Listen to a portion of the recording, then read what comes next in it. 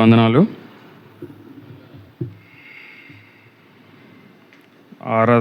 ఆరాధన వాక్యం మనం విన్నాము. ఇప్పుడు బల్ల వర్తమానంలోకి వెళ్దాము. మనం యోగ్యంగా ప్రభు బల్లలో పాల్పంపులు పొందుకోవడానికి కొన్ని లేఖన భాగాలు వాక్యాన్ని ధ్యానించి మనం ప్రభు బల్లలో చేయవేద్దాము. సంఘమంతయు లేచి నిలబడి మీ పరిశుద్ధ గ్రంథాన్ని చేతపట్టుకొని సంఖ్యాకాండము 12వ అధ్యాయము ఉత్తర ప్రత్యుత్తరములుగా చదువుకుందాం. సంఖ్యాకాండము 12వ అధ్యాయము 16 వచనాలు ఉన్నాయి. ఉత్తర ప్రత్యుత్తరములుగా చదువుకుందాం. Page number 120. మోషే కూషు దేశపు స్త్రీని పెండ్లి చేసుకొని ఉండెను గనుక అతడు పెండ్లి చేసుకొనిన ఆ స్త్రీని బట్టి మిర్యాము అహరోనులు అతనికి విరోధముగా మాట్లాడిరి. వారు మోషే చేత మాత్రమే యెహోవా పలికించెనా, ఆయన మా చేతను పలికింపలేదా అని చెప్పుకొనగా యెహోవా ఆ మాట వినెను. మోషే భూమి మీదున్న వారందరిలో మిక్కిలి సాత్వికుడు. యెహోవా మీరు ముగ్గురు ప్రత్యక్షపు గుడారమునకు రండని హఠాత్తుగా మోషే అహరోను మిర్యాములకు ఆజ్ఞ ఇచ్చెను. ఆ ముగ్గురు రాగా యెహోవా మేఘ స్తంభంలోకి దిగి ప్రత్యక్షపు గుడారం యొక్క ద్వారమునొద్ద నిలిచి అహరోను మిర్యాములను పిలిచెను. వారిద్దరూ రాగా ఆయన నా మాటలు వినుడి, మీలో ప్రవక్త యుండిన ఎడల యెహోవానగు నేను దర్శనమిచ్చి అతడు నన్ను తెలుసుకున్నట్లు కలలో అతనితో మాట్లాడుదును. నా సేవకుడైన మోషే అట్టివాడు కాడు, అతడు నా ఇల్లంతటిలో నమ్మకమైనవాడు. నేను గూఢభావములతో కాదు, దర్శనమిచ్చి ముఖాముఖిగా అతనితో మాట్లాడుదును. అతడు యెహోవా స్వరమును నిదానించి చూచును. కాబట్టి నా సేవకుడైన మోషేకు విరోధంగా మాట్లాడుటకు మీరేలా భయపడలేదనెను. యెహోవా కోపము వారి మీద రగులు కొనగా ఆయన వెళ్ళిపోయెను. మేఘము ఆ ప్రత్యక్షపు గుడారం మీద నుండి ఎత్తబడెను. అప్పుడు మిర్యాము హిమము వంటి తెల్లని కుష్టి గలదాయెను. అహరోను మిర్యాము వైపు చూచినప్పుడు ఆమె కుష్టి గలదిగా కనబడెను. అహరోను, అయ్యో నా ప్రభువా, మేము అవివేకులము, పాపులమైన మేము చేసిన ఈ పాపమును మా మీద మోపవద్దు. తన తల్లి గర్భములో నుండి పుట్టినప్పటికే సగమాంసము క్షీణించిన శిశువు శవం వలె ఆమెను ఉండనీయకుమని మోషేతో చెప్పగా మోషే ఎలుగెత్తి, దేవా దయచేసి ఈమెను బాగు చేయమని యెహోవాకు మొరపెట్టెను. అప్పుడు యెహోవా మోషేతో, ఆమె తండ్రి తన ముఖము మీద ఉమ్మి వేసిన ఎడల ఆమె 7 దినములు సిగ్గుపడును గదా. ఆమె పాలెము వెలుపల 7 దినములు ప్రత్యేకముగా ఉండవలను, తరువాత ఆమెను చేర్చుకొనవలను. చివరి వచనం. కాబట్టి మిర్యాము 7 దినములు పాలెం వెలుపలనే గడిపెను. మిర్యాము మరలా చేర్చబడు వరకు జనులు ముందుకు సాగరైరి. తర్వాత జనులు హజేరోతు నుండి సాగి పారాను అరణ్యంలో దిగిరి. అందరూ మోకరించండి.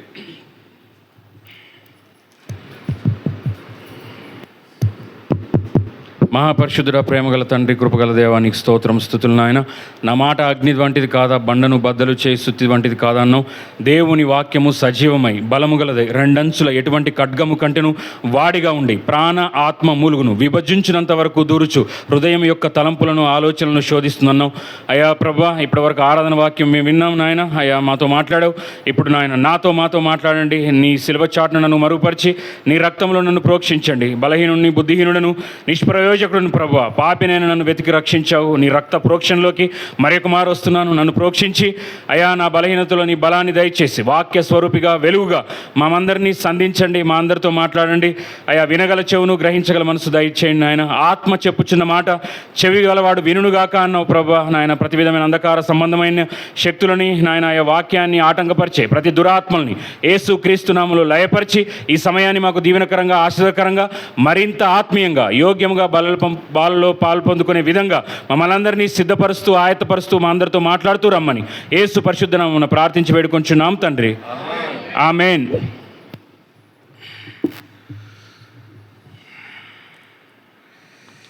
ప్రభు పేరిట మీ అందరికీ వందనాలు.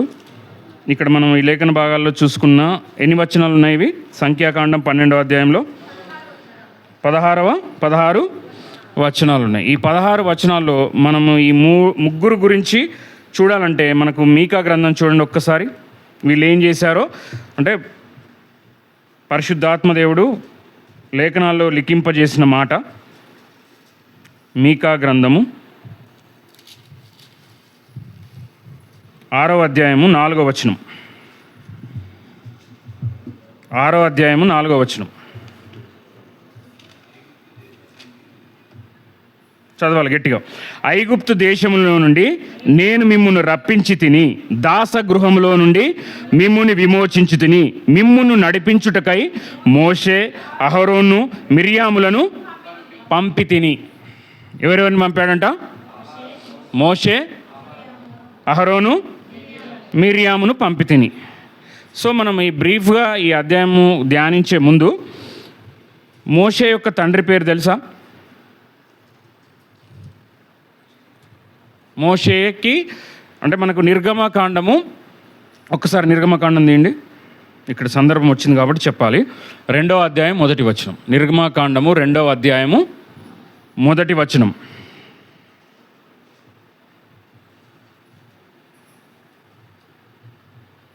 తీసారండి? లేవి వంశస్థుడు ఒకడు వెళ్ళి లేవి కుమార్తెను వివాహము చేసుకొనెను. ఇందులో పెద్ద ఏముంది తేడా? లేవి వంశస్థుల్లో ఒకడు వెళ్ళి లేవి కుమార్తెల్లో ఒక అతని వివాహము చేసుకొనెను. ఇందులో గొప్ప విశేషం ఏముంది? ఇందులో ఏముంది మ్యాటర్? ఏదో వచనం చూపిస్తారేమో అనుకుంటే ఇది తీపిచ్చారు. విశ్వాసి వెళ్ళి ఒక విశ్వాసిని వివాహం చేసుకోవాలి. లేవి వంశస్థులు అంటే 12 గోత్రాల్లో లేవి వంశస్థులు అంటే ఇశ్రాయేళ్ల జనాంగంలో అదొక గోత్రము, దేవుని చేత ఏర్పరచబడ్డ ఎన్నుకొనబడ్డ సంఘము, సమాజం, ఆ ప్రజలు. అంటే ఒక విశ్వాసిని వివాహం చేసుకుంటే ఏమవుతుందో ఒక సాదృశ్యము మనము మోషే యొక్క తల్లిదండ్రుల నుంచి మనం చూస్తాం. ముగ్గురు దేవుని సేవలో ఉన్నారు. తండ్రి పేరు ఆరోను. ఏం పేరు? ఆరోను. తల్లి పేరు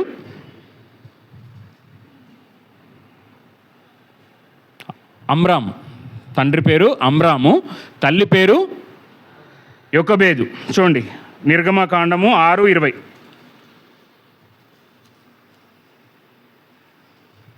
వాళ్ళ పేర్లు అండర్లైన్ చేసుకోండి. అమ్రాము తన మేనత్త అయిన యొకబేదును పెండ్లి చేసుకొనెను. ఆమె అతనికి అహరోనును మోషేను కనెను. అమ్రాము 130 ఏండ్లు బ్రతికెను. మోషే యొక్క తల్లిదండ్రుల పేరు ఇక్కడ ఉంచబడింది. దీని గురించి ఎందుకు చెప్తున్నామంటే మన టాపిక్ ఇది కాదు, కానీ ఇక్కడ సందర్భం వచ్చింది చెప్పాలి. లేవి వంశస్థుల్లో ఒకడు వెళ్ళి లేవి కుమార్తెల్లో ఒకతని వివాహం చేసుకొని, లేవియా కాండంలో ఉంటుంది ఎందుకు విశ్వాసనే వివాహం చేసుకోవాలి. ఎద్దును గాడిదతో కలిపి దున్నకూడదు అని ఉంది లేవి కాండంలో. ఇక్కడ ఎద్దెవరు, గాడిదెవరు? ఎద్దే, గాడిదేనా? విశ్వాస ఎవరు, అవిశ్వాస ఎవరు? అంటే అవిశ్వాసిని దేంతో పోల్చాడు? గాడితో పోల్చాడు. విశ్వాసి ఎద్దు. అంటే మరి గాడిది హైట్ ఎక్కడ, దాని పవర్ ఏంటి? గాడిది పవరు, గాడిది హైట్ ఎంత?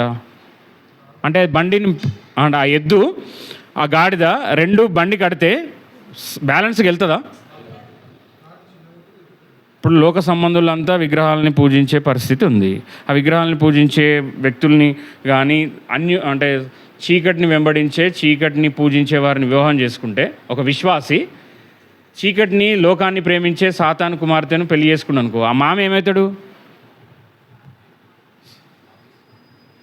ఆ కుమార్తె యొక్క తండ్రి ఏమవుతాడు? సాతాను అవుతాడా కాదా? సాతాను అవుతాడా? ఇంకేమవుతాడు?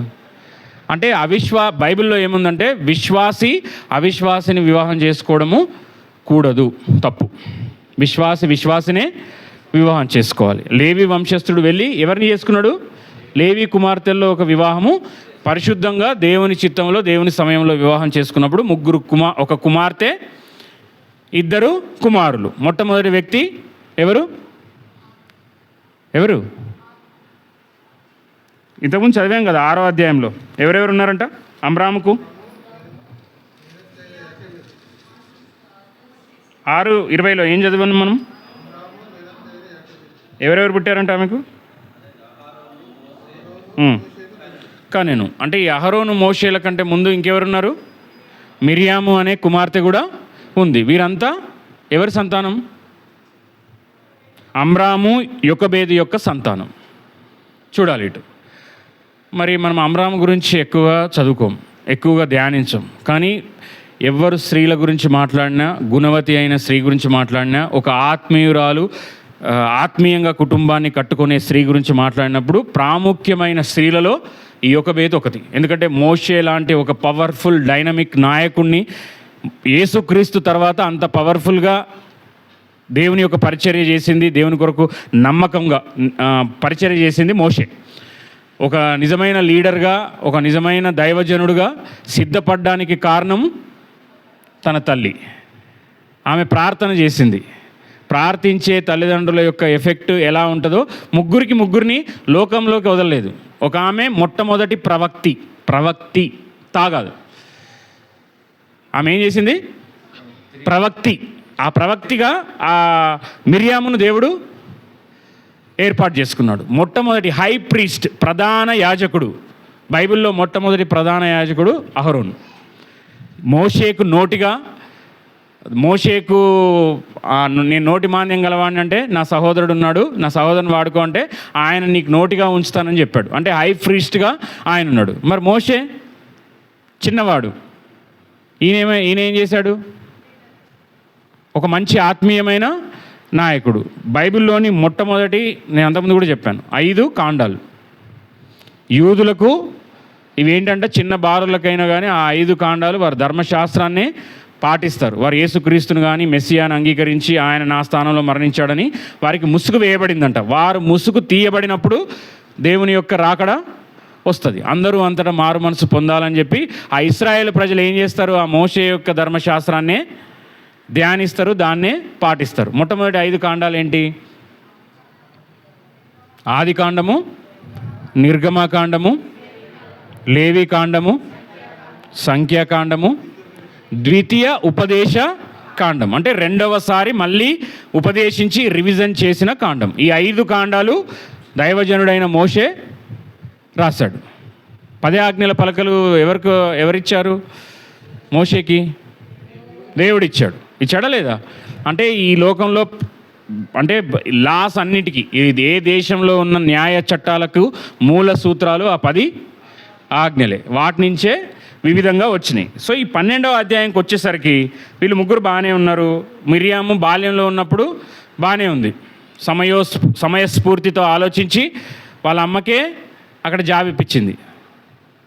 నీళ్ళల్లో వదిలి ఈమెను చూసుకోవడానికి ఒక దాదిని ఇస్తా అని తన కొడుకును తాను చూసుకోవడానికే శాలరీ ఇప్పించింది చిన్నప్పుడు. ఓకే, బాగుంది, ప్రారంభం బాగుంది. బాల్యంలో తన సమయం స్ఫూర్తి బాగుంది. కానీ ఏజ్ వచ్చిన తర్వాత ఒకానొక స్థితి, వాళ్ళు పెద్దగా అయిన తర్వాత, అందుకే అంటే దేవుడు ఎందుకు ఈ వాక్యం చెప్పమంటున్నాడు అంటే, ఇక్కడ ముగ్గురు ఉన్నారు. మిర్యాం ఉంది, అహరోన్ ఉన్నాడు, మోషే ఉన్నాడు. మోషే లెక్క ప్రకారం పెద్దవాడా చిన్నవాడా? వాళ్ళ కుటుంబంలో చిన్నవాడు. మరి ఎవరు ఏలాలి? భౌతికంగా లోకానుసారంగా చూస్తే పెద్దవారే చేయాలి. యాడికి పోయినా మనం ఏం చేస్తాము? ట్రైన్లో వెళ్ళినా యాడెళ్ళినా కానీ సీనియర్ సిటిజన్స్కే ప్రాధాన్యత ఇస్తామా? ఇవ్వాలి. వారికి ఏజ్కి రెస్పెక్ట్ ఇస్తాము. వారు పెద్దవాళ్ళు అయితే మనం ఇస్తాం. మరి దేవుని విషయాల్లో ఎలా ఉంటుంది? దేవుని విషయంలో దేవుడు వయసు చూస్తాడా? ఏం చూస్తాడు? చూడ్డా? ఏం చూస్తాడు దేవుడు? ఈ 12వ అధ్యాయంకి రండి. సంఖ్యాకాండము 12వ అధ్యాయము. అంటే ఇక్కడ ప్రాముఖ్యమైన విషయాలు ఉన్నాయి మనం నేర్చుకోవాల్సినవి. 12వ అధ్యాయం మొదటి వచనం. మోషే కూషు దేశపు స్త్రీని పెండ్లి చేసుకొని ఉండెను గనుక అతడు పెండ్లి చేసుకొనిన ఆ స్త్రీని బట్టి మిర్యాము అహరోన్లు అతనికి విరోధముగా మాట్లాడిరి. కానీ యాక్చువల్గా మోషే యొక్క భార్యను మనం ఏమనుకుంటాం? సిప్పోరాగా చూస్తాం. అవునా కాదా? ఆ సిప్పోరాగా చూస్తాం. కొంతమంది బైబిల్ పండితుల ప్రకారం కూషు దేశపు స్త్రీనే, కొంతమంది సిప్పోరానే అని అంటారు. సరే, ఏదేమైనా ఆయన వివాహం గురించి ఒక కూషు దేశము అంటే కూషు దేశపు వ్యక్తి తన రంగు మార్చుకొనునా, చిరుతపులి తన మచ్చలని తీసివేసుకొనునా అని మనకు ఇర్మియా గ్రంథంలో ఉంటుంది. అంటే కూషు దేశం అంటే ఇప్పుడున్న ఆఫ్రికా. ఈ జింబాంబే వాళ్ళు ఎట్లుంటారు? జింబాంబే ఆఫ్రికా వాళ్ళు బ్లాక్గా ఉంటారు. సో దేవుడు రంగు అవేం చూడ్డు. ఎత్తు, రంగు, కలరు, క్యాస్టు, హైటు, నువ్వు వేసుకునే వస్త్రాలు, నీ చదువు, నువ్వు ఏ ప్రాంతం నుంచి వచ్చావు, నీ క్యాస్ట్ ఏంది, అవి చూడ్డు. అవన్నీ నువ్వు ఇహలోకంలో ఏమన్నా చలాయించుకోవడానికి నువ్వు వేసే వేషాలేమో కానీ దేవుడు అవి చూడడు. ఇక్కడ ఏం చేశాడు? మోషే కూషు దేశపు స్త్రీని పెండ్లి చేసుకొని ఉండెను గనుక అతడు పెండ్లి చేసుకొని ఆ స్త్రీని బట్టి మిర్యాము అహరోన్లు అతనికి విరోధముగా మాట్లాడిరి. ఇక్కడ చూడాలి. మరి అన్న అక్క, అన్న అక్క ఎవరికి? తమ్ముడికి వ్యతిరేకంగా మాట్లాడారు. మరి మాట్లాడి తప్పేముంది? తమ్ముడు ఏదైనా తప్పు చేస్తే అన్న తండ్రి లాంటి వాడు, అక్క తల్లి లాంటిది. మామూలుగా ఖండించడము, బుద్ధి చెప్పడము, వాళ్ళని సరిచేయడము చేస్తే అందులో తప్పేముంది? తప్పేమన్నా ఉందా? లేదు. కానీ మోషే నార్మల్ వ్యక్తి. అంటే ఇక్కడ చూడాలి, అంటే దేవుని అభిషేకము, దేవుని పిలుపు ఉందంటే నువ్వు అక్కవైనా, ఒక దేశానికి బిషప్ అయినా, నువ్వు ఆ అభిషేకానికి, ఆ యొక్క పిలుపుకు నువ్వు సరెండర్ అవ్వాల్సిందే. నోరు ఎత్తడానికి వీలు లేదు. దేవుడు ఏర్పరచుకున్న సేవకుడు మీద, అది అక్క అయినా, అన్న అయినా, నువ్వు ఎవరైనా సరే, సంఘస్థులైనా సరే, ఆ సేవకుని మీద దేవుని పిలుపు, అభిషేకము ఉంటుంది. నువ్వు వ్యతిరేకంగా మాట్లాడితే ఎవరికి వ్యతిరేకంగా మాట్లాడుతున్నట్టు? అంతే. దేవునికి వ్యతిరేకంగా మాట్లాడితే నీ నూకలు ఉంటాయి ఈ భూమి మీద. చాలామందికి ఈ విషయం తెలియదు. అంటే చాలామంది టేక్ ఇట్ గ్రాంటెడ్గా సేవకులకు, పరిచర్య చేసే వాళ్ళకి రెస్పెక్ట్ లేకుండా బిహేవ్ చేస్తే ఏమవుద్దో చెప్పే ఉదంతమే ఈ సంఖ్యాకాండము 12వ అధ్యాయం. 16 వచనాలే ఉంటాయి, కానీ ఇందులో మనం నేర్చుకోవాల్సిన ఆత్మీయ పాఠాలన్నీ ఉంటాయి. ఉంటే మరి ఏం చేశాడు? అహరోను, మిరియాములు వ్యతిరేకంగా మాట్లాడారు. 2వ వచనం, వారు మోషే చేత మాత్రమే, చదవాలి గట్టిగా, వారు మోషే చేత మాత్రమే యెహోవా పలికించనా, ఆయన మా చేత పలికింపలేదా అని చెప్పుకొనగా. అంటే ఇక్కడ మీరు గమనించండి, ఆయనను కూషు దేశపు స్త్రీని వివాహం చేసుకున్నందుకు కాదు కోపం, అది అదేంటి? సాకు. అది పేరుకు మాత్రమే. కొంతమంది మనసులో చాలా ఆయాసం ఉంటుంది, కోపం ఉంటుంది, కానీ బయటికి వ్యక్తపరచడాన్ని దాన్ని వేరే రకంగా చూస్తారు. ఈడ కూషు దేశపు స్త్రీని వివాహం చేసుకుంది అనేది మనం చూస్తే, అవును తమ్ముడికి మందలిస్తే తప్పేముంది, అది ఇది అని అనుకోవచ్చు. కానీ ఈడ వాళ్ళ ఉద్దేశం ఏముందో 2వ వచనంలో ఉంది. మోషేతోనే దేవుడు మాట్లాడతాడా, ఆయన చేతనే పలికించనా అని చెప్పాను. 3వ వచనం, సరే అన్నారు, దేవుడు మోషేతోనే మాట్లాడతాడా, ఈయననే పెద్ద లీడరా, ఈయననే వాక్యం చెప్పాలా, మేం చెప్పలేమా, మేము ఆరాధించలేమా, ఈయననే పాట పాడాలా, మేము మైక్ ఇస్తే మైక్ ఇరిగిపోయేదాకా మేము పాడలేమా, ఈయన మాత్రమే వాక్యం చెప్పాలా, ఈయన అంత పెద్ద పైనుంచి దిగొచ్చాడా? చూడాలి ఇటు. మనం అనుకోమా సేవకుల్ని? అనుకుంటారా? ఓకే ఓకే ఓకే సరే సరే, ఇక్కడ యథార్థవంతులు ఉన్నారు, అలా అనుకోవద్దమ్మా. మీరు ఏమంటాం కదా, చాలా హై టెన్షన్ పవర్ వైర్తో ఆడుకుంటున్నట్టు మీరు అనుకుంటే అంటే ప్రమాదం. మీకు ప్రమాదము, మీ బిడ్డలకు కూడా ప్రమాదం. ఎందుకు ప్రమాదమో వాక్యం చెప్తుంది, నేను చెప్పట్లేదు. దేవుడు వాక్యం ద్వారా మనతో మాట్లాడుతున్నాడు. ఇవంతా జరిగితే ఈయననే పెద్ద గ్రేటా, ఈయనతోనే దేవుని మాట్లాడతాడా అంటే మోషే ఏమనలేడు. మోషే రెస్పాన్స్ 0. ఒక నిజమైన ఆత్మీయుడిని నువ్వు దూషించినా, గొడవపడ్డా, కొట్టినా ఏమనడు. ఎందుకు? గంధపు చెక్కను రుద్దితే ఎక్కడ రుద్దినా, చివరి వరకు రుద్దినా కానీ ఏమొస్తుంది? అది సువాసన వెదజల్లుతూనే ఉంటుంది. పౌలు శీలను ఆడ తీసుకుపోయి ఏం చేసిర్రు అంటే, నేను చెప్పదలుచుకున్న మాట, ఆ పౌలు శీలను తీసుకెళ్ళారు కదా, వారు అర్ధరాత్రి పూట దెబ్బలు తగిలినోడు ఏం చేయాలి? యాక్చువల్గా నిద్రపోవాలి, పడుకోవాలి, అలసిపోతాం కదా. వారు స్తుతించి పాటలు పాడుతున్నారు.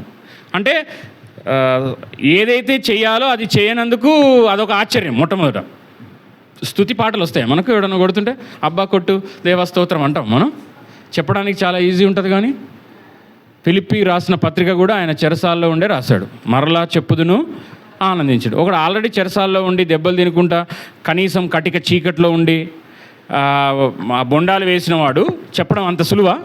స్తుతించండి, కీర్తించండి అని. నువ్వు బాగా చెప్తావు, నీకంటే అలవాటు, మాతోనైతే కాదని మనం అంటాం. మనం అయితే పారిపోయి వస్తాం. అదొకటి. రెండోది, ఈడ చెరసాల యొక్క అధికారి పౌలు శీలలకి దేవుని దూత వచ్చి ఒక మంచి బంగారు సంచో లేకపోతే వాళ్ళు అనుకున్నదా అంతా ఇచ్చేస్తే చూసారా? ఏం చూశారు? ఏం చూశాడు చెరసాల అధికారి? ఆ శ్రమల్లో, ఆ కష్టాల్లో దేవుణ్ణి దూషించాల్సిన బదులు ఏం చేశారు? మనం యోబు భార్యను గుర్తు చేసుకోవాల్సి వస్తుంది ఈ పౌలు శీలలు ఉన్నప్పుడు. ఎందుకంటే నీవు నీ యథార్థతను వదిలి నువ్వు శ్రమ పొందావు కాబట్టి దేవుణ్ణి దూషించి మరణము కమ్ము అంటది. అంటే ఒకటికి శ్రమ తట్టుకోలేని బాధ వచ్చినప్పుడు దేవుని మన నోట నుంచి స్తుతి వస్తుందా, దూషణ వస్తుందా? దూషణ వస్తుంది. కానీ వీడేమొస్తుంది? స్తుతి వస్తుంది. ఈ పౌలు శీలని చూస్తున్న వ్యక్తి, కొట్టిన ఆయన, బొండాల్లో వేసిన ఆయన ఏం చూస్తున్నాడు? వీళ్ళు ఇంత కొడితే ఇంత చేస్తే దేవుణ్ణి స్తుతిస్తున్నారు అని చూసి, అంటే చూడకూడదని చూశాడు ఆయన.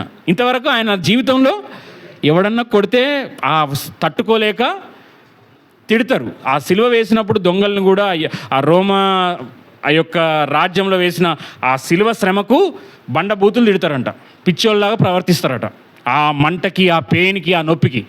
మరి వీళ్ళని ఇంతగానం కొట్టి ఈపు దున్నేస్తే వాళ్ళు ఏం చేస్తున్నారు? పోనీ పారిపోయారా?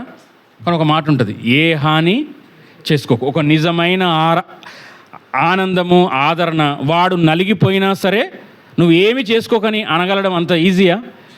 వాడిని ఆల్రెడీ కొట్టిండు, లోపలేసిండు. మనం అంటాం కదా శత్రువుల్ని ప్రేమించాలి అది ఇదని. మరి ఇప్పటిదాకా ఆయన బాధింది, కొట్టింది, దానికి అందరికీ దగ్గరుండి లీడర్షిప్ వహించింది ఎవరు? ఆ చెరసాల అధికారి. మరి ఆ చెరసాల అధికారి అంత హింసిస్తున్నా, చేస్తున్నా మౌనంగా ఉండి ప్రార్థించి స్తుతించినందుకు ఆయన హృదయం ఏమైంది? బండ హృదయం బద్దలైంది. ఇక్కడ కూడా మోషేని ఏం చేస్తున్నారు? అక్క, అన్న ఏమంటున్నారు? నీతోనే దేవుడు మాట్లాడతాడా, మాతో మాట్లాడలేడా అంటే ఈ మాటలు ఎవరు విన్నారంట? ఇక్కడ బాగుంటుంది వచనం, ఇది అండర్లైన్ చేసుకోండి. నువ్వు నేను దేవునికి వ్యతిరేకంగా, దైవ సేవకులకు, దేవుని దైవ జనాంగానికి వ్యతిరేకంగా మాట్లాడితే ఫస్ట్ ఎవరు వింటారో ఇక్కడ అండర్లైన్ చేసుకోవాలి. 12వ అధ్యాయము 3వ వచనం. యెహోవా ఆ మాట వినెను. మోషే భూమి మీదనున్న వారందరిలో మిక్కిలి సాత్వికుడు. ఎవరు చెప్తున్నారు ఈ మాట? దేవుడు. అంటే వాళ్ళేమో కూషు దేశపు స్త్రీ గురించి మాట్లాడుతున్నారు. నువ్వు ఒక సేవకుడు గురించి, ఒక పరిచర్య చేసే వ్యక్తి గురించి, ఒక దైవజనుడు గురించి, వారి వస్త్రధారణ, వారి మాట తీరు, మందిరం అయిపోయినాక వారి వాక్యాన్ని కానీ, వారిని కానీ, వారి పరిచర్యను కానీ నువ్వు తేడాగా మాట్లాడితే ఫస్ట్ ఎవరు వింటారు? మరి దేవుడింటే నీ పరిస్థితి ఏంది? నీ పరిస్థితి, నా పరిస్థితి. మనం ఒళ్ళు దగ్గర పెట్టుకొని ఉండాలనడానికి సాదృశ్యం ఇది. యెహోవా ఆ మాట వినను. వింటే ఏమైంది? యెహోవా మోషే భూమి మీద ఉన్న వారందరిలో మిక్కిలి సాత్వికుడు. మరి వాళ్ళేమో దూషిస్తున్నారు, దేవుడేమో మిక్కిలి సాత్వికుడు. నీకు తమ్ముడేమో, ఆయన ఇప్పుడు నా సేవకుడు. ఎవరు? నా సేవకుడు, నేను అభిషేకించిన, నేను పిలుచుకున్న నా సేవకుడు. నా సేవకుడిని నువ్వు అనడానికి నువ్వు భయం లేదు, ఏం లేదు. ఇర్రెస్పెక్టివ్గా, గౌరవించక, భయం లేక నువ్వు అనేస్తే ఎవరు విన్నారు? దేవుడు విన్నాడు. వింటే ఏమైంది? వెంటనే వారిని ముగ్గురిని రమ్మన్నాడు. ప్రిన్సిపల్కి ఒక మాట వినబడ్డది. టీచర్ని ఒక స్టూడెంట్ బెదిరిస్తున్నాడు. అప్పుడు ఆ స్టూడెంట్ని వెంటనే అడిగి పిలుస్తారా? పిలిపిస్తారు. ఇక్కడ ముగ్గురిని హెడ్ మాస్టర్ దగ్గరికి రమ్మన్నారు. ఈ ముగ్గురు, అందులో మోషే కూడా ఉన్నాడు. మరి మోషే ఏమన్నా మాట్లాడినట్టుందా? మీరు ఇంతగానం చేస్తే నేను ప్రార్థన చేసి 20 లక్షల మంది నడిపిస్తున్నాను, మీ ముగ్గురు ఎంత? నువ్వేమో నేను పోయి 10 పలకలు తెస్తే నువ్వు లోకానికి, వాళ్ళకి లొంగిపోయి భయపడి బంగారు దూడం చేసుకోవడానికి నువ్వు చేశావు. ఒక నాయకత్వంలో హీనత్వం అంటే లోపభూయిష్టం, అంటే ప్రజల కోసం నీ విలువలని తగ్గించుకున్న వ్యక్తివి. అయినా అప్పుడు కూడా ఏమన్నాడా?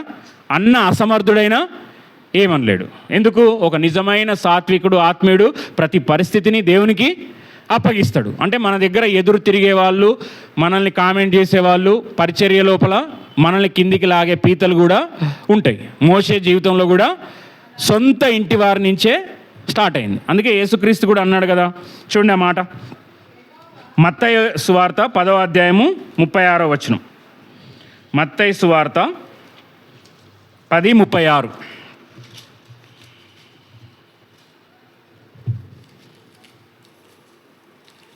మత్తయి సువార్త 10:36.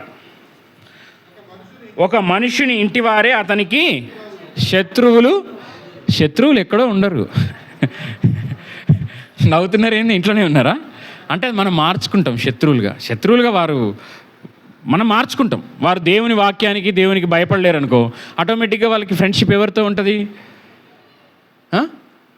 దేవునికి, దేవుని వాక్యానికి చోటు లేదనుకో, వారి ఫోన్లో కానీ, వారి హృదయంలో కానీ, వారి ఫ్రెండ్స్ కానీ అందరు ఎవరు ఉంటారు? ఆ చీకటి సంబంధులే ఉంటారు. నేను నరకానికి తీసుకెళ్ళి నీ జీవితాన్ని, నీ ఒళ్ళును, నీ ఇంటిని గుల్ల చేసే స్నేహితులే, పరిస్థితులే ఉంటాయి. మరి అప్పుడు శత్రువులు అవుతారట. మీకా గ్రంథం చూడండి, మీకా 7:6. ఇంతకుముందు చూసాం కదా మనం. మీకా 7:6. మీకా గ్రంథము 7:6. కుమారుడు తండ్రిని నిర్లక్ష్య పెట్టుచున్నాడు, కుమార్తె తల్లి మీదికి, కోడలు అత్త మీదికి లేచెదరు. ఉన్నారా ఇట్లాంటి వాళ్ళు ఇక్కడ మన దగ్గర? ఆ పురుషులు చెప్పొద్దు ఈ మాట, ఎవరు లేరని. ఏంటంటే కుమారుడు తండ్రిని నిర్లక్ష్య పెట్టుచున్నాడు, కుమార్తె తల్లి మీదికి, కోడలు అత్త మీదికి లేచెదరు, ఎవరి ఇంటివారు వారికే విరోధులు అగుదురు. మరి ఇక్కడ మోషేకి ఎవరు విరోధులు ఇప్పుడు? ఇశ్రాయేల్ ప్రజల, వాళ్ళ ఇంటోళ్ళు. కరెక్టే కదా? ఎవరు? సొంత తోడబుట్టిన, ఒకే రక్తం పంచుకున్న సహా ఉదరులు, ఒకే పొట్టను, ఉదరం అంటే పొట్ట, ఒకే పొట్టను పంచుకొని పుట్టిన, తన రక్తాన్ని పంచుకొని పుట్టిన అక్క అన్న. మరి అక్క అన్న ఎదురు మాట్లాడితే వాళ్ళ ముగ్గురిని పిలిపించి ఏమన్నాడు? వారికి ఏముంది? అసూయ ఉంది వారి మీద. దేవుడు నీతోనే మాట్లాడతాడా, మమ్మల్ని మాట్లాడ్డా? ఆ మిరియాం అనుకుంది, చిన్నప్పటి నుంచి నేనే కదా జమ్ము పెట్టెలో పెట్టి ఆడ ఉంచింది, అమ్మకు కూడా అప్పగిచ్చింది. ఇప్పుడు మోషే నాయకుడు అయితే వాళ్ళకి నాయకుడేమోగా, నాకెందుకు నాయకు అవుతాడు? యాక్చువల్గా సీనియర్ ఎవరు? అహరోను, నేనే సీనియర్ని కదా, వీడు అంటే ఎంతైనా బచ్చానే, అందరూ వీనికే రెస్పెక్ట్ ఇస్తున్నారు, మమ్మల్ని పట్టించుకుంటలేరు అని ఏమొచ్చింది? అసూయ వచ్చింది. ఒక ఆత్మీయుడు దిగజారిపోవడానికి ముఖ్యమైన కారణాల్లో ప్రాముఖ్యమైన కారణం అసూయ. ఆ అసూయ ఎంత ప్రమాదం అంటే చూడండి, సామెతలు 14:30. వీరిద్దరిలోకి ఏమొచ్చింది? ఏం రోగం వచ్చింది? కుష్టు కంటే ముందు అసూయ వచ్చింది. సామెతల గ్రంథం చూడాలి, 14:30.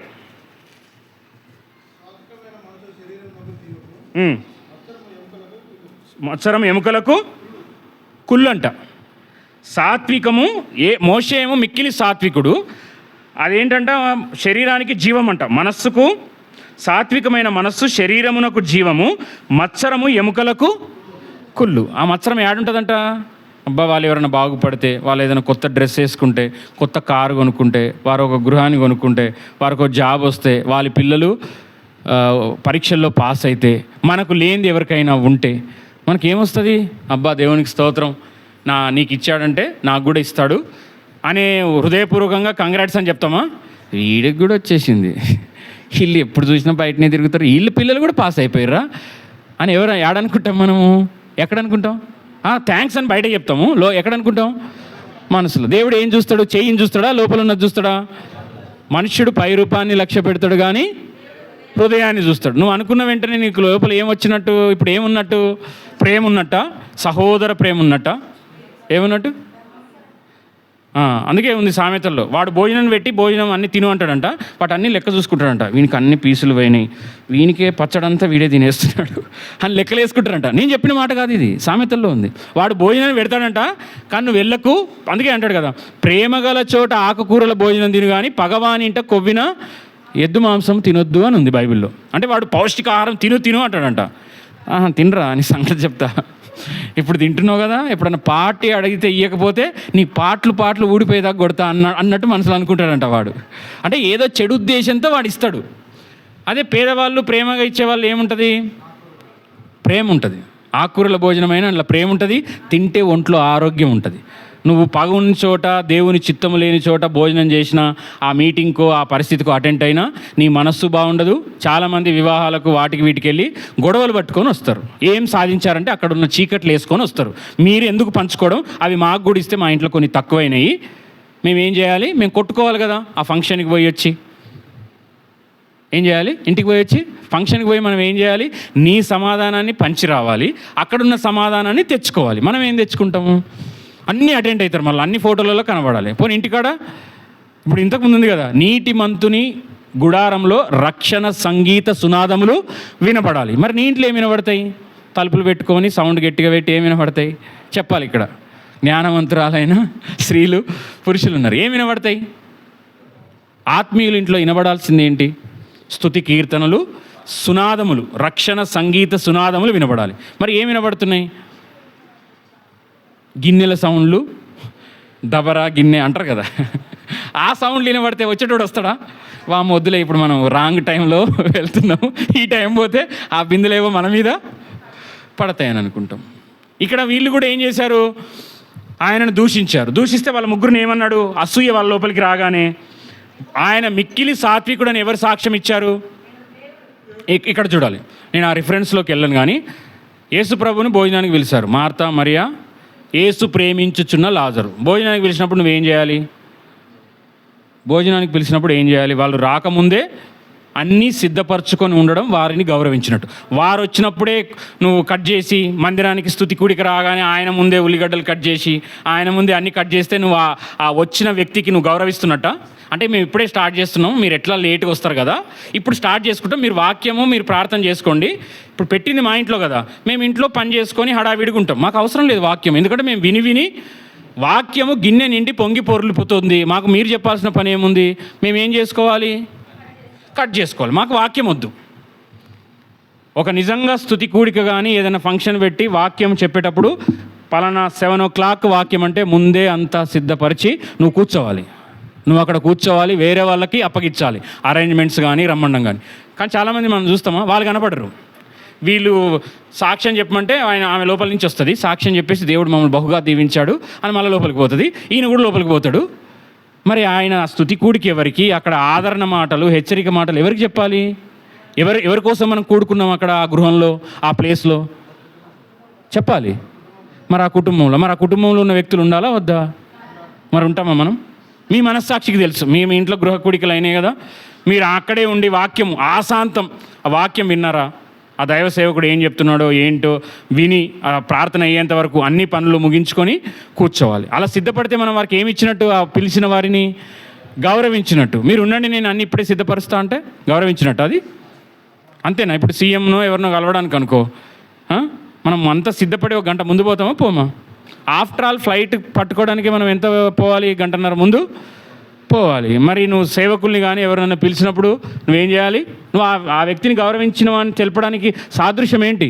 అన్నీ సిద్ధపరిచి నువ్వు అక్కడ కూర్చోవాలి. వీరి లోపల వచ్చిన రోగం ఏంటని చెప్పాను? కుష్టి రోగం కంటే ముందు ఒకటి వచ్చిందని చెప్పాను, అసూయ వచ్చింది. మోషేతోనే మాట్లాడతాడా? మోషేతోనే దేవుడు వాడుకుంటాడా? మమ్మల్ని వాడుకోడా? వాడు బచ్చా కదా, చిన్న కదా, మేమిద్దరం సీనియర్స్ని అనే అసూయ వచ్చింది. మొట్టమొదటి ఎవరికి వచ్చింది ఆ మాట? అందుకే క్లియర్గా ఉంటుంది, మనం లేఖనాల్లో క్లియర్గా చూడాలి. ఫస్ట్ ఎవరికి వచ్చింది అది? ఆ ఇద్దరిలో అక్కకు వచ్చిందా అన్నకు వచ్చిందా? 12వ అధ్యాయంకి రండి, సంఖ్యాకాండం 12.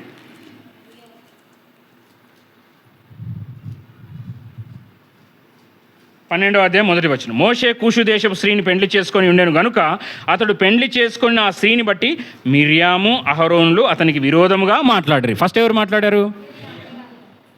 మిరియాం అంటే లేడీస్ అన్నిట్లలో ఎట్లుంటారు? ఫస్ట్ ఉంటారు. ఇట్లాంటి విషయాల్లో కూడా ఫస్ట్ ఉంటారు. ఎందుకు మమ్మల్ని దేవుడు వాడుకోడు, మేము కూడా వాక్యం చెప్పి ఊపేస్తాం కదా అంటే దేవుని క్రమం కూడా ఉంది బైబిల్లో ఉంది. అవ్వ మోసపరచబడ్డా, ఆదాం మోసపరచబడిందా? ఫస్ట్ ఎవరి దగ్గరకు వచ్చి మంచిగా చిట్ చాట్ చేసుకొని మాట్లాడుకుంటున్నారు? అవ్వ ఆయన వస్తే ఇంట్లో ఆయన లేడు బయటికి బాగుంటుందా? ఆయన ఏదో పోయిండు, ఆయనతో నాకేంది, నువ్వు మాట్లాడు, మనం అంతా మాట్లాడుకుందాం. అసలు ఆ సంభాషణకి ఇచ్చిన చోటు ఇచ్చినందుకే కదా, అవునా కాదా? అసలు ఆయన్ని ఆదిలోనే కట్ చేస్తే మీరు ఎవరో వచ్చారు, మా బాస్ లేడు, మా యజమాని లేడు, తర్వాత రాని ఒక మాట అనొచ్చు కదా, అన్నదా? ఇది నిజమా?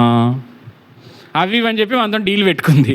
మాట్లాడితే వాడు ఏం చేసిండు? నిండా ముంచి పోయింది ఆమె. పోనీ ఈమె ముంచితే ఈమె ఒక్కడే మునిగిండా? నేను తిన్నా, నువ్వు తినకపోతే ఎట్లా అని? నేను మునిగితే ఏముంది, నువ్వు కూడా మునగాలి. కొంతమందికి ఉంటుంది, నాకు ఒక్కడికి అనారోగ్యం రావాలా, మా ఆయన బాగానే ఉన్నాడండి, నాకే కొంచెం బలహీనత ఉంది. భర్త బాగున్నాడని సంతోషించదు, ఏం చేస్తుందంట, నాకు పిల్లలకే కొంచెం నలతగా ఉందంట. మరి అట్లా ఉంటే సాధారణంగా ఏం చేస్తాడు? చొరబడి ఏం చేస్తాడు? ఇక్కడ మిరియాం ఏం చేసింది? మరి అహరోను ఏమనాలి? అలా మాట్లాడకు, నీకు తెలియదు, అలా అనొద్దని అన్నాడా? తగుదునా అని ఆమెకు కూడా సపోర్ట్ చేసిండు. వీళ్ళిద్దరు కూడబలుక్కున్నారు. పాపిష్టి పనులు చేయడానికి కూడబలుక్కోవద్దు, దేవుని పని దేవుని చిత్తం చేయడానికి కూడబలుక్కోవాలి. ఇప్పుడు మనం 15వ అధ్యాయం దాకా చూసాం అపోస్తుల కార్యంలో. పౌలు బర్నబా కూడా మంచి ఆత్మీయుడే, కానీ మనకు బర్నబా అదే చాప్టర్ మళ్ళీ కనిపించడు. ఇంకా ఆ 15th చాప్టర్ తర్వాత మళ్ళీ కనిపించడు మనకు. అంటే దేవుని చిత్తం అప్పటి వరకు వాళ్ళిద్దరు కలిసి ఉండడం. కానీ పౌలు యొక్క మనస్తత్వం, పౌలు యొక్క తృష్ణ, మార్కు సేవకు తీసుకెళ్తే మధ్యలో వదిలిపెట్టేసి వచ్చాడు. పౌలు యొక్క తపన, తృష్ణ ఏంటంటే దేవుని సేవకు ఆటంకము కలగొద్దు. నువ్వు ఉండొచ్చు, నేనుండొచ్చు, మనం పోయినా మనం లేకపోయినా దేవుని రాజ్య సువార్త ఆగొద్దు అనే మెంటాలిటీ పౌలుది. బర్నబాది కూడా మంచిదే. కానీ ఏమైంది? అక్కడ విభేదాలు వచ్చినప్పుడు వాళ్ళు సువార్తను ఆపేశారా? ఆటంకంగా ఒకరినొకరు దూషించుకున్నట్టుందా? లేదు.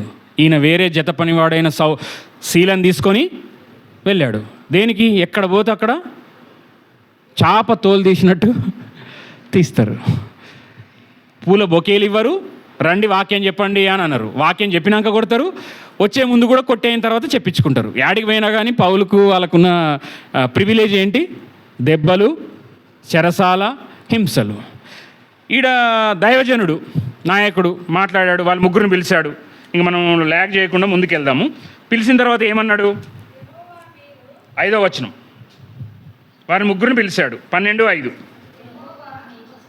మేఘస్తంభంలోకి దిగి ప్రత్యక్ష గుడార ద్వారమునొద్ద నిలిచి అహరోను మిర్యాములను ముగ్గురిని రమ్మన్నాడు. ఎవరిని పిలిచాడు? మళ్ళా ప్రత్యేకంగా రూమ్ లోపలికి రమ్మని పిలిచాడు. పిలిస్తే వారిద్దరూ రాగా ఆయన, నా మాటలు వినుడి, మీలో ప్రవక్త యుండిన ఎడల యెహోవానకు నేను దర్శనమిచ్చి అతడు నన్ను తెలుసుకున్నట్లు కలలో అతనితో మాట్లాడుదును. నా సేవకుడైన మోషే అట్టువాడు కాడు. నువ్వు అనుకున్నట్టుగా నీ స్టాండర్డ్స్ కావు.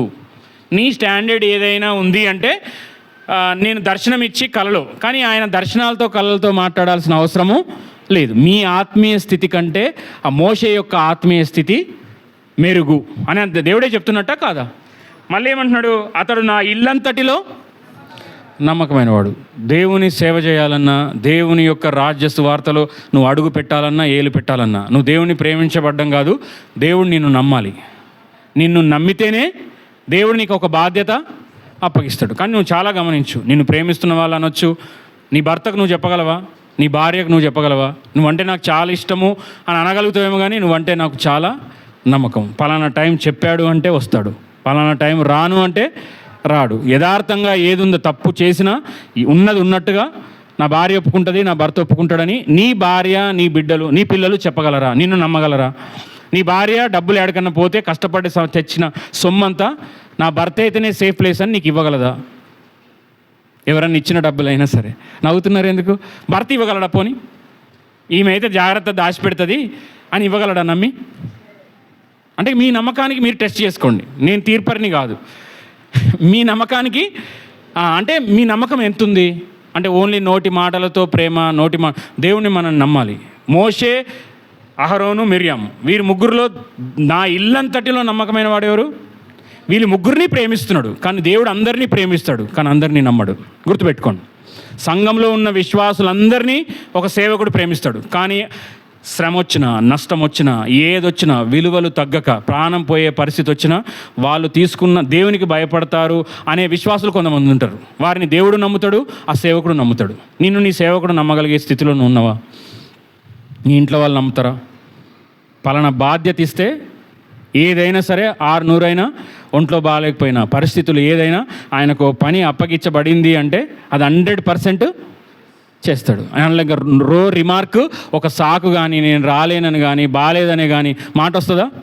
రాదు. మన ఇల్లంతటిలో నమ్మకమైన వాడని దేవుడే 2సారి చెప్తున్నాడు. ఆ ఉన్న 16వ వచనాల్లో 2 సార్లు చెప్పబడింది. ఏమన్నా? ఇల్లంతటిలో నమ్మకమైన వాడు. మరి నిన్ను నమ్మగలడా? నిన్ను నీ ఉద్యోగంలో నీ యజమాని నిన్ను నమ్మగలడా? సీసీ కెమెరా లేకపోయినా పర్ఫెక్ట్గా పని చేస్తుంది. ఇంట్లో పని చేసేవాళ్ళు యజమానులు ఉన్నప్పుడు ఏం చేస్తారు? సోఫాలు, టేబుళ్ళు జరిపి తుడుస్తారు. వాళ్ళు లేనప్పుడు అంత క్లీన్గానే ఉంది, కానీ నువ్వు చేసేది చిన్న పనే. దేవుడు అందులో ఉంటే అది చిన్న పైనైనా ఏదైనా, నువ్వు దేవుణ్ణి కలిగిన వ్యక్తివైతే నీకు దేవుడు తోడుగా ఉంటాడు. యోసేపుకు దేవుడు తోడై ఉన్నాడని ఒక అన్యుడు చూశాడు. యోసేపు ఎక్కడ చెప్పుకోలేడు, నన్ను చూడు, నా పవర్ చూడు, నా ప్రార్థన చూడని చెప్పాల్సిన అవసరం లేదు. దీపం ఎప్పుడు సౌండ్ చెయ్యదు, ఆ వెలుగుకు ఖచ్చితంగా ఆకర్షితులై వస్తారు. నువ్వు ఆత్మీయుడు అని చెప్పుకోవాల్సిన అవసరం లేదు. నీ క్యారెక్టర్, నీ బిహేవియర్, నీ సెన్స్ ఆఫ్ హ్యూమర్, నీ ప్రజెన్స్ ఆఫ్ మైండ్, దాన్ని బట్టే వీడు ఆత్మీయుడు రా బాబు, వీని దగ్గర మనం జాగ్రత్తగా మాట్లాడాలి. యోసేపును దేవుడు తోడై ఉన్నాడని ఆయన పని చేస్తున్నాడు, ఆయన పని అంతా సఫలం చేయడము ఎవరు చూశారు? ఆ అన్యుడు చూశాడు. మరి నువ్వు ఏ ఇంట్లో పని చేస్తున్నావో చెప్పగలరా? ఆమెకు పనిస్తే అమ్మ మేము ఇంట్లో లేనప్పుడు కూడా అద్దంలాగా పెడుతుంది, మేము ఉన్నప్పుడు ఒకలాగా ఊడుస్తుంది, మేము లేనప్పుడు మాత్రం ఒకలాగా ఊడుస్తుంది అంటే నువ్వు కరెక్ట్గా ఊడుస్తున్నట్ట? మరి అది చిన్న పనే కదా. మనం ఎవరన్నా చూస్తే ఒకలాగా చేస్తాం, చూడకపోతే అంతేనా కదా? మరి అది యథార్థమైనదా, నటనతో కూడిందా? నటనతో కూడింది. మరి దేవుడు నటించే వారిని ఏం చేస్తా అన్నాడు? నువ్వు చల్లగానైనా వెచ్చగానే లేవు, నులివెచ్చగా ఉన్నావు కాబట్టి మరి దేవుని చేత ఉమ్మివేయబడ్డం అంత అంటే విసర్జించడం. మనం ఉమ్మివేసింది మళ్ళీ చూడడం కదా, మలమూత్ర విసర్జన అంటాం. అంటే ఏంటి? మలాన్ని కానీ ఏదైనా విసర్జించుకుంటాం, అసహించేసుకుంటాం, అది మళ్ళీ చూడం కదా. మరి దేవుని చేత, దేవుడేమో ప్రేమమయుడు, కృపగలవాడు, ఇంతకుముందు పాట పాడుకున్నాం, ఎంతో జాలిగల వ్యక్తి. కానీ మరి సేవకుల జోలికి వస్తే ఏం చేస్తాడు? ఆయన జాలిగల వ్యక్తి కదా, మోషే మనోడే కదా, ఎందుకు నువ్వు ఫీల్ అవుతున్నావు అని అనొచ్చు కదా. వీళ్ళిద్దరు ఏం చేశాడు చూడండి 12వ అధ్యాయము 8వ వచనం. నేను గూఢ భావములతో కాదు, దర్శనమిచ్చి ముఖాముఖిగా అతనితో మాట్లాడుతును, అతడు యెహోవా స్వరమును నిదానించి చూచును. కాబట్టి నా సేవకుడైన మోషేకు విరోధముగా మాట్లాడటకు మీరేలా భయపడలేదనెను. సేవకుల కోసము, దైవ సేవకులు, పరిచారకులు దేవుని జనాంగం కోసం నిలబడ్డప్పుడు వారి కోసం మనం వ్యతిరేకంగా మాట్లాడే కంటే ముందు మన లోపల భయం ఉండాలి. దేవుడు మనల్ని శిక్షిస్తాడేమో, మనం వారి గురించి తప్పుగా సమాచారం ఇచ్చినా, వారితో మాట్లాడినా, వారిని, వారి కుటుంబాన్ని, వారి పరిచర్యని కామెంట్ చేసినా మనకు అతి దగ్గరలో ఉంది. ఏముంటుంది? దైవ సేవకుల గురించి వ్యతిరేకంగా మాట్లాడితే, ఆ సేవకుడు తప్పు చేస్తే, ఆ సేవకుడు ఏదన్నా డిఫరెంట్గా చేస్తే ఎవరు చూసుకుంటారు? ఆ సేవకుడిని పిలిచినా, ఆ సేవకుడిని అభిషేకించినా దేవుడు చూసుకుంటాడు. నీకేం పని? వాళ్ళు ఏదో కూషు దేశస్తులు వివాహం చేసుకుంది అని ఏదో కంప్లైంట్ చేద్దామని చూసిర్రు. ఫస్ట్ మీరు నోరు మూసుకొని నా దగ్గరికి రండి అన్నాడా లేదా? అంటే నువ్వు ఎక్స్ట్రాలు మాట్లాడద్దు. నువ్వు సేవకుడు గురించి మాట్లాడినా, వాళ్ళ గురించి మాట్లాడి, నేను ఇలాంటి సందర్భంలో మాట్లాడినా, అలాంటి సందర్భంలో మాట్లాడినా అంటే అది ఆ సేవకుడు, ఆ సేవకురాల సంగతి ఎవరు చూసుకుంటారు? దేవుడు చూసుకుంటాడు. పిలిచింది ఎవరు? దేవుడు. మరి నువ్వెవరు మధ్యలో మాట్లాడడానికి? వారిని విమర్శించడము, వారిని దూషించడము, అవి నీకు కానీ నీ ఇంటికి కానీ మన ఆశీర్వాదమా? ఏమొస్తుంది? శాపం వస్తుంది. చూడండి 9వ వచనం. యెహోవా కోపం వారి మీద రగులు కొనగా. ఏమొచ్చింది? ఒక సేవకుడికి వ్యతిరేకంగా మాట్లాడితే మనకేమొస్తుంది? దేవుని కోపము మన మీదకి వస్తే రగులు కొనగా ఆయన వెళ్ళిపోయాను. మేఘము ఆ ప్రత్యక్ష గుడారం నుండి ఎత్తబడెను. అప్పుడు మిర్యాము హిమము వంటి తెల్లని కుష్టు గలదాయను. అహరోను మిర్యాం వైపు చూచినప్పుడు ఆమె కుష్టి గలదిగా కనబడెను. మనకి ఇప్పటిదాకా ఆమె ఒక ప్రవక్తి, ఒక మంచి ఆత్మీయురాలు, మోషే అక్క, అంత రెస్పెక్టు, సొసైటీలో అంత బాగుంది, దేవుడు వాడుకున్నాడు. ఆమె కూడా ఒక దైవజనురాలు లాగానే ఉంది బైబిల్ ప్రకారం. కానీ దేవుడు ముఖాముఖిగా మాట్లాడే దేవుని ఆ పిలుపు, దేవుని యొక్క అభిషేకం ఎవరి మీద ఉంది? మోషే మీద ఉంది. ఆ మోషే మీద ఉన్నప్పుడు అక్క వ్యతిరేకంగా మాట్లాడినా దేవుడు ఒప్పుకోలేదు. ఒక సొంత తోడబుట్టిన అక్క, అన్న వ్యతిరేకంగా మాట్లాడితేనే ఒప్పుకోకపోతే వాళ్ళు ఇంకా ఆత్మీయులు, ప్రార్థనాపరులు, విశ్వాసులు. నువ్వు అనుకోవచ్చు, నేను కూడా మందిరానికి వెళ్తున్నా, నేను విశ్వాసనే, నేను రక్షించబడ్డా, నేను ఏ సేవకునైనా విమర్శించవచ్చు, నేను ఏ మాట అయినా అనొచ్చు, వాళ్ళ వస్త్రధారణ, వాళ్ళ దాని గురించి. నువ్వు కావాలంటే నువ్వు ఒక నిజమైన ఆత్మీయుడు, నెగిటివ్ని ప్రాపగండ చేయవు. సువార్త ప్రకటించమంటే మాత్రం నోట్లో నుంచి మాట రాదు. అదే వారి గురించి చెప్పమంటే మాత్రం గలగల వచ్చేస్తాయి. మైకులు పగిలిపోయేలాగా వాళ్ళ చెవిలో నుంచి రక్తం వచ్చేదాకా చెప్పమా? కత్తిపోటు వంటి మాటలు గలవారు కలరు. నీతిమంతుల యొక్క నాలుక ఆరోగ్యకరమంట, జీవవృక్షం అంట. నువ్వు మాట్లాడితే ఆ సేవకుడి గురించి నీకు మంచి లేకపోతే నోరు మూసుకో, దేవుడి గురించి మాట్లాడు. అంతేనా కాదా? మరి నువ్వు ఆ సేవకుడి గురించి నెగిటివ్గా మాట్లాడుతున్నావు, ప్రచారం చేస్తున్నావు, ఆ మినిస్ట్రీ ఇట్లా, ఈ మినిస్ట్రీ ఇట్లా అని నువ్వు అంటున్నావు అంటే నువ్వు ఆత్మీయుడివా? నీకు అంత భారం, అంత ఆత్మీయత ఉప్పొంగితే నువ్వు ప్రార్థన చేయి. ఆ సేవకుడు, పలానా సేవకుడు సరలేడు నాయన, తప్పు బోధలో వెళ్తున్నాడు, ఆ బోధకుడిని నువ్వు మార్చడా దేవుడు? సౌలు పౌలుగా మార్చబడ్డా లేదా? సంఘాన్ని హింసించే వ్యక్తి సంఘాల కోసం కట్టడానికి ప్రాణాలు తెగించే వ్యక్తిగా మారాడా లేదా?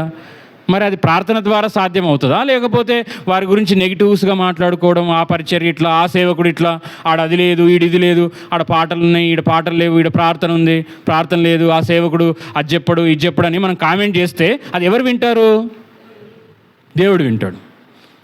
అందుకే ఒక మాట గుర్తుపెట్టుకోండి, ఆత్మల పట్ల భారం లేని ఏ సేవకుడైనా వారికి లోక భారము వచ్చేస్తుంది, ఐక విచారం కూడా వస్తుంది. ఆత్మల పట్ల భారం ఉన్నవాడికి ఇక్కడ ఉన్న ఏ భారాలు కనబడవు. సువార్త ప్రకటించవలసిన భారము నా మీద మోపబడింది. ఆయన అంతిమ లక్ష్యం ఏంటి? సువార్త ప్రకటించడం. నువ్వు చెరసాలు లేస్తావా? ఆయన ఏం చేశాడు? దయ్యాన్ని వెళ్ళగొట్టాడు. దేవుని చిత్తం చేస్తే కూడా శ్రమలు వస్తాయంటే వస్తాయి. ఒక వ్యక్తిలో నుంచి చీకటి ఆత్మను పోగొడితే తీసుకుపోయి ఆయనకు ప్రమోషన్ ఇవ్వలేదు, ఒళ్ళు హూనం చేసిర్రు. నువ్వు అనుకోవచ్చు, నేను మందిరంకి వెళ్తున్నా, వాక్యం చదువుతున్నా, నేను సండే స్కూల్ తీసుకుంటున్నా, ఆదివారం బల్లవర్తమానం తీసుకుంటున్నా, నాకే ఎందుకని నేను కూడా అనుకోవచ్చు. కానీ తప్పదు. వాడి గురి, వాడి టార్గెట్ నిన్ను ఆత్మీయతలో నుంచి పడేయాలి. నువ్వు ఆయన సాక్షిగా ఉండకుండా నిన్ను లాగేయడమే వాని పని. దానికోసం ఎవరెవరినో వాడుకుంటాడు, సొంత ఇంట్లోలను కూడా వాడుకుంటాడు. మరి వాడుకున్నప్పుడు మోషే నోటికి పని చెప్పాడా? కోపము మానము, ఆగ్రహం విడిచిపెట్టుము, వ్యసన పడుకుము, అది కీడుకే కారణం. మోషే ఒకప్పుడు బాగా కోపిష్టి, ఒక్క దెబ్బతో చంపేసే అంత పవర్ఫుల్, అంత కోపం. కానీ మరి మిక్కిలి సాత్వికుడు ఎలా అయ్యాడు? 40 సంవత్సరాలు ఎక్కడున్నాడు? 40 సంవత్సరాలు ఎక్కడున్నాడు? మొట్టమొదటి 40 సంవత్సరాలు అరణ్యంలో ఉన్నాడా? ఫరో యొక్క కుమార్తె దగ్గర పెరిగాడు. అప్పుడు సకల విద్యా ప్రావీణ్యుడు. నీ ప్రావీణ్యతలు, నీ స్కిల్స్, నీ కత్తి ఫైటింగ్లు అవి వద్దు నాయన. 40 సంవత్సరాలు గొర్రెల మేపు, నీకెవ్వడు ఉండడు, నేను ఎవడు ఎంకరేజ్ చేయడు. పలానా గొర్రెలు మేపినవనే ఏమీ లేదు, ఒక శాలువ లేదు, ఒక ఒకరిని గుర్తింపు లేదు. దాగి ఉండి 40 సంవత్సరాల పరిచర్యకు, మొత్తం 120 సంవత్సరాలు ఆయన పరిచర్య అయితే, మొట్టమొదటి 40 సంవత్సరాలు సకల విద్యా ప్రావీణ్యుడు. పోయి గొర్రెలు మేపు, మిద్యాను అరణ్యంలో తన మామ దగ్గర గొర్రెల్ని మేపాడు. ఎన్ని సంవత్సరాలు? 40 సంవత్సరాలు. ట్రైనింగ్ ఎంత ఉంది? 40 అంటే 40 + 40 80. ఒక 40 ఏమో లోకానుసారమైన విద్యలు నేర్చుకున్నాడు, ఒక 40 ఏమో దేవుని యొక్క పాదాల దగ్గర నేర్చుకున్నాడు. అయిపోయినాక సమయము పరిపూర్ణమైనప్పుడు ఆ మండే కాలే పొదల ద్వారా దేవుడు మాట్లాడి ఆయనను పిలుచుకున్నాడు. ఎన్ని సంవత్సరాలు? ఇంకా 40 సంవత్సరాలు పరిచయం చేశాడు. అంటే నువ్వు నిన్నగాక మొన్న రక్షించబడతావు, నిన్నగాక మొన్న మారుమనసు పొందుతావు. నాకు వాక్యం ఇయ్యరా? నేను వడ్డిస్తా. నన్ను పిలుస్తలేరు ఎందుకు? నేను వాక్యం చెప్తా, నేను సాక్ష్యం చెప్తా. నీ ఆత్మీయత ఎంత, నీ సిద్ధపాటు ఏంది, నీ మారు మనసు యొక్క అనుభవం ఎంత, ఏమి తెలియకుండా నీకు పరిచర్యలో ఏలు పెట్టాలంటే ఏలు పెడితే ఏమవుతుంది? ఏలు పెడితే ఏమవుతుంది? శక్తిని పొందుకుంటావా? షాకును పొందుకుంటావు. అందుకే సేవకులు ఏం చేస్తారు? నువ్వు అనుభవం పొందిన ఆయన మోషే ఎన్నిసార్లు తర్వాత ఆయనకు పోనీ ఒకవేళ పిలిస్తే కూడా నేను వచ్చిండా, నేను నోటి మాంద్యం గలవాడిని, మా అన్న ఉన్నాడు చూసుకో, నా పరిస్థితి బాగాలేదు అన్నాడా? 80 సంవత్సరాలు ట్రైనింగ్ అయింది వెళ్ళిపోతా అన్నాడా? తన ఆహాన్ని, తన కోపాన్ని, తన యొక్క మానవ మేధస్సుకు సంబంధించిన గర్వాన్ని ఆ 40 సంవత్సరాలు ఏమైంది? ఆ శాంతం మూలతో సహా నరికేశాడు. అదే పాత 40 సంవత్సరాలు అయితే పిలువు, నేను సంగతి చూస్తా, ఒక్కొక్కడిని వీడు ఇస్రాయేల్ని ఇంత బాధ పెడుతున్నారు, ఎంతమందిని చంపేసేటాడో ఒకవేళ ఆడుంటే. కానీ దేవుని యొక్క తీర్పు ఏంది? సహనం అంటే ఏంటో తెలుసా? గుర్తుపెట్టుకోండి ఎప్పుడైనా సరే. ఆ సహనం అన్న వ్యక్తికి నువ్వు అనే మాటకు ఎదురు మాట చెప్పగలరు, నీ నోరు మూపీయగలరు. నువ్వు ఒక్క దెబ్బ కొడితే నిన్ను కొట్టగలరు, నిన్ను చంపేసే అంత శక్తి కూడా, నిన్ను ఓడించే, నిన్ను చంపేసే అంత శక్తి కూడా ఉంటుంది. కానీ ఏముంటుంది? బంధించబడిన కంట్రోల్లో ఉంటారు. ఆశా నిగ్రహము ఆత్మఫలంలో చివరిదైన ఆశా నిగ్రహంతో ఉంటారు. అంటే ఎప్పుడు చూపియాలో అప్పుడు చూపిస్తారు. ఇప్పుడు సింహం ఉంది, 400 కిలోల బరువు ఉంటుంది, అరిస్తే 8 కిలోమీటర్ల దూరం ఉంటుంది. కానీ అది ఏంది? సాధు చేయబడి ఒక బోన్లో ఉంటుంది. దాన్ని ఇప్పి చూడు, నిన్ను 2 నిమిషాల్లో బొక్కలతో సహా తినేస్తుంది. నేను చెప్పట్లేదు ఆ మాట, దానియేలు గ్రంథంలో ఉంటుంది. బొక్కల్ని కూడా పొడి చేసుకొని తిన్నాయంట, అంత పవర్ఫుల్. మరి సింహం లాంటి వాడు కాదా మోషే? ఎందుకంటే మంచి బలాఢ్యుడు, ప్రార్థనాపరుడు, ఒక నాయకుడు. అయినా కానీ వాళ్ళ అక్క కానీ ఏదన్నా కాని మాట, ఒక విశ్వాసి, ఒక సేవకుణ్ణి, ఇట్లనే ఒక ఆత్మీయంగా వాక్యం చెప్తున్న ఒక సేవకుణ్ణి అంట, ఆమె కొన్ని రోజులు బాగానే ఉందంట. తర్వాత విమర్శించడం, ఆయన గురించి చెడ్డగా మాట్లాడడం, ప్రచారం చేయడం చేసిందంట. ఏం చేసింది? ఆ సేవకుడి గురించి ఊరూరా తిరిగి సువార్త ప్రకటించలేదు, ఆ సేవకుడి గురించి చెప్పిందంట. ఈయన ఏం లేదు, దేవా నువ్వే చూసుకో. సేవకులు ఏం చేస్తారు? ఎదురు తిరిగే పొట్టేళ్ళనైనా, మందిరానికి క్రమంగా వచ్చే వాళ్ళనైనా నువ్వే చూసుకో అని వారికి అప్పగిస్తారు. మోషేలాగా ఆయన అన్నాడంట, ప్రార్థన చేసుకుంటూ తన పరిచర్య తను చేసుకుంటూ వెళ్ళిపోయాడంట. కుక్కలు మరుగుతూనే ఉంటాయి, ఏం చేయాలి? ఉన్నతమైన దేవుని పిలుపు, దర్శనాన్ని బట్టి, ఆయన వాగ్దానాన్ని బట్టి వెళ్ళిపోతూనే ఉండాలి. విమర్శించే వాళ్ళు విమర్శిస్తారు. దేవుని సేవలో నొప్పులు ఉంటాయి, మెప్పులు ఉంటాయి. మెప్పులు వచ్చినప్పుడు కాలర్ ఎగరేయద్దు, నొప్పి వచ్చినప్పుడు సేవను విడిచిపెట్టి వెళ్ళొద్దు. ఆయన ఏం చేశాడు? అట్లనే ప్రార్థన చేసుకుని, ఆయన నేను ఆమెకు బాగాలేకపోతే ప్రార్థన చేశాను, ఆమెకు నడిపించాను, ప్రోత్సహించాను, ఇప్పుడు ఆమె నాకు తిరగబడింది, ఎదురు మాట్లాడుతుంది, నా గురించి లేనిపోని మాటలు చెడ్డ సమాచారం చేస్తుంది అంటే అట్లాగే కొన్నేళ్ళు ప్రార్థన చేసిన తర్వాత తన కుమారుడికి మరణకరమైన రోగం వచ్చిందంట. వస్తే మళ్ళా పరుగున కుమారుడిని తీసుకొని మందిరానికి వచ్చింది. మళ్ళా ఆ సేవకుడు ప్రార్థన చేస్తే కానీ ఆ కుమారుడు బతకలేడు. అంటే ఇప్పుడు ఆ సేవకుడు చూసావా, నాతో పోయినావు కదా, అడిగి పోతే ఏమైందో చూసావా అని ఉంటే దేవుడు కలగజేసుకునేవాడా? మరి దేవుడు కలగజేసుకునేంత వరకు మనం ఆగాలి. ఆ మార్తా మరియా ఉన్నప్పుడు నీకు చింత లేదా, నేను అంత భోజనం సిద్ధపరుస్తుంటే మరి ఆమెను తప్పు చేస్తుందా? ఇప్పుడు బంధువులు వచ్చారు, నీకు చింత లేదా, ఆమె వచ్చి మా వాక్యం వింటుంది, మరి నేను పని చేయడానికి చింత లేదా అని ఇంటికి వచ్చిన అతిథితోని అమర్యాదగా మాట్లాడుతుందా లేదా? మాట్లాడితే మరియా మాట్లాడినట్టు మనం చూడం. అంటే నువ్వు దేవుని చిత్తంలో, దేవుని ప్రణాళికలో ఉన్నతమైంది చేస్తే నీ పక్షాన్ని ఎవరు మాట్లాడతారు? ప్రభువు మాట్లాడతాడు. మార్తా నువ్వు అనేకమైన పనులు పెట్టుకొని చింతిస్తున్నావు, మరియ ఉత్తమమైన దాన్ని ఎన్నుకుంది. ఇక్కడ మోషే కూడా మాట్లాడలేడు. ఒక నిజమైన నాయకుడు, ఆత్మీయుడు దూషణకు ప్రతి దూషణ, ఎవరన్నా విమర్శించినా తప్పుడు మాట్లాడినా బస్తీమే సవాలని అన్నాడు. వారిని ఏం చేస్తాడు? దేవుడికి అప్పగిస్తాడు. మరి దేవునికి అప్పగిస్తే దేవుని యొక్క తూకం ఎలా ఉంటుంది చెప్పినా మీకు అంతకుముందు, పర్ఫెక్ట్గా ఉంటుంది. మరి కుష్టి వచ్చేసిందంట. మరి ఆత్మీయురాలు కుష్టి రాగానే అక్కడ మనం చూస్తాం, అహరోను భయపడతాడు. వెంటనే మోషేనే అంటాడు, ప్రభువా మేమేదో బుద్ధి గడ్డి తిని ఈ పని చేశాము. ఆయన మనకేమనిపిస్తుంది అంటే ఆ వాక్యం చూస్తే ఆయనే ప్రార్థన చేసినట్టు అనిపిస్తుంది. ఆయన మోషే ప్రార్థన, అహరోను ప్రార్థన చేసినట్టు ఉండదు. చూడండి, నిర్గమకాండం 12, సంఖ్యాకాండం 12.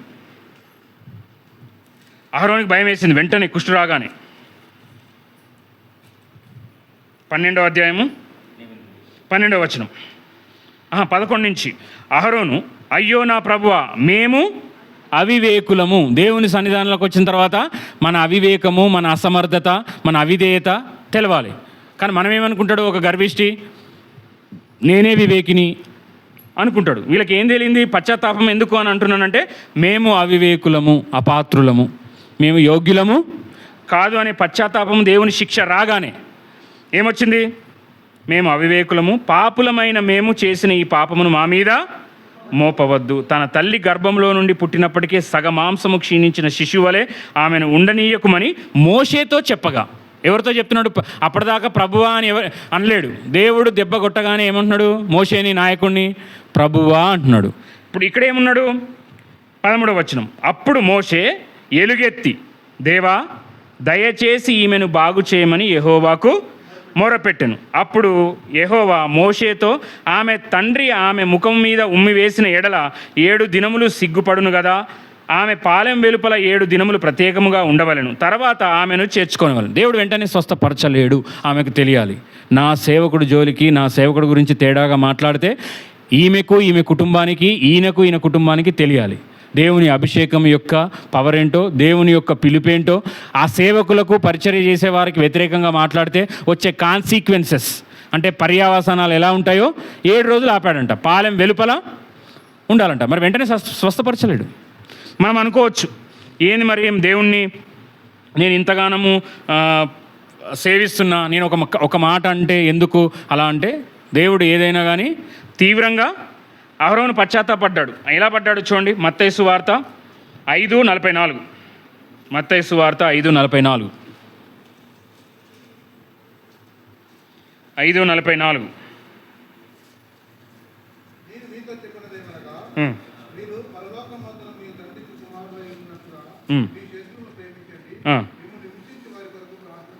చాలు. ఇక్కడ మోషే ఏం చేస్తున్నాడు?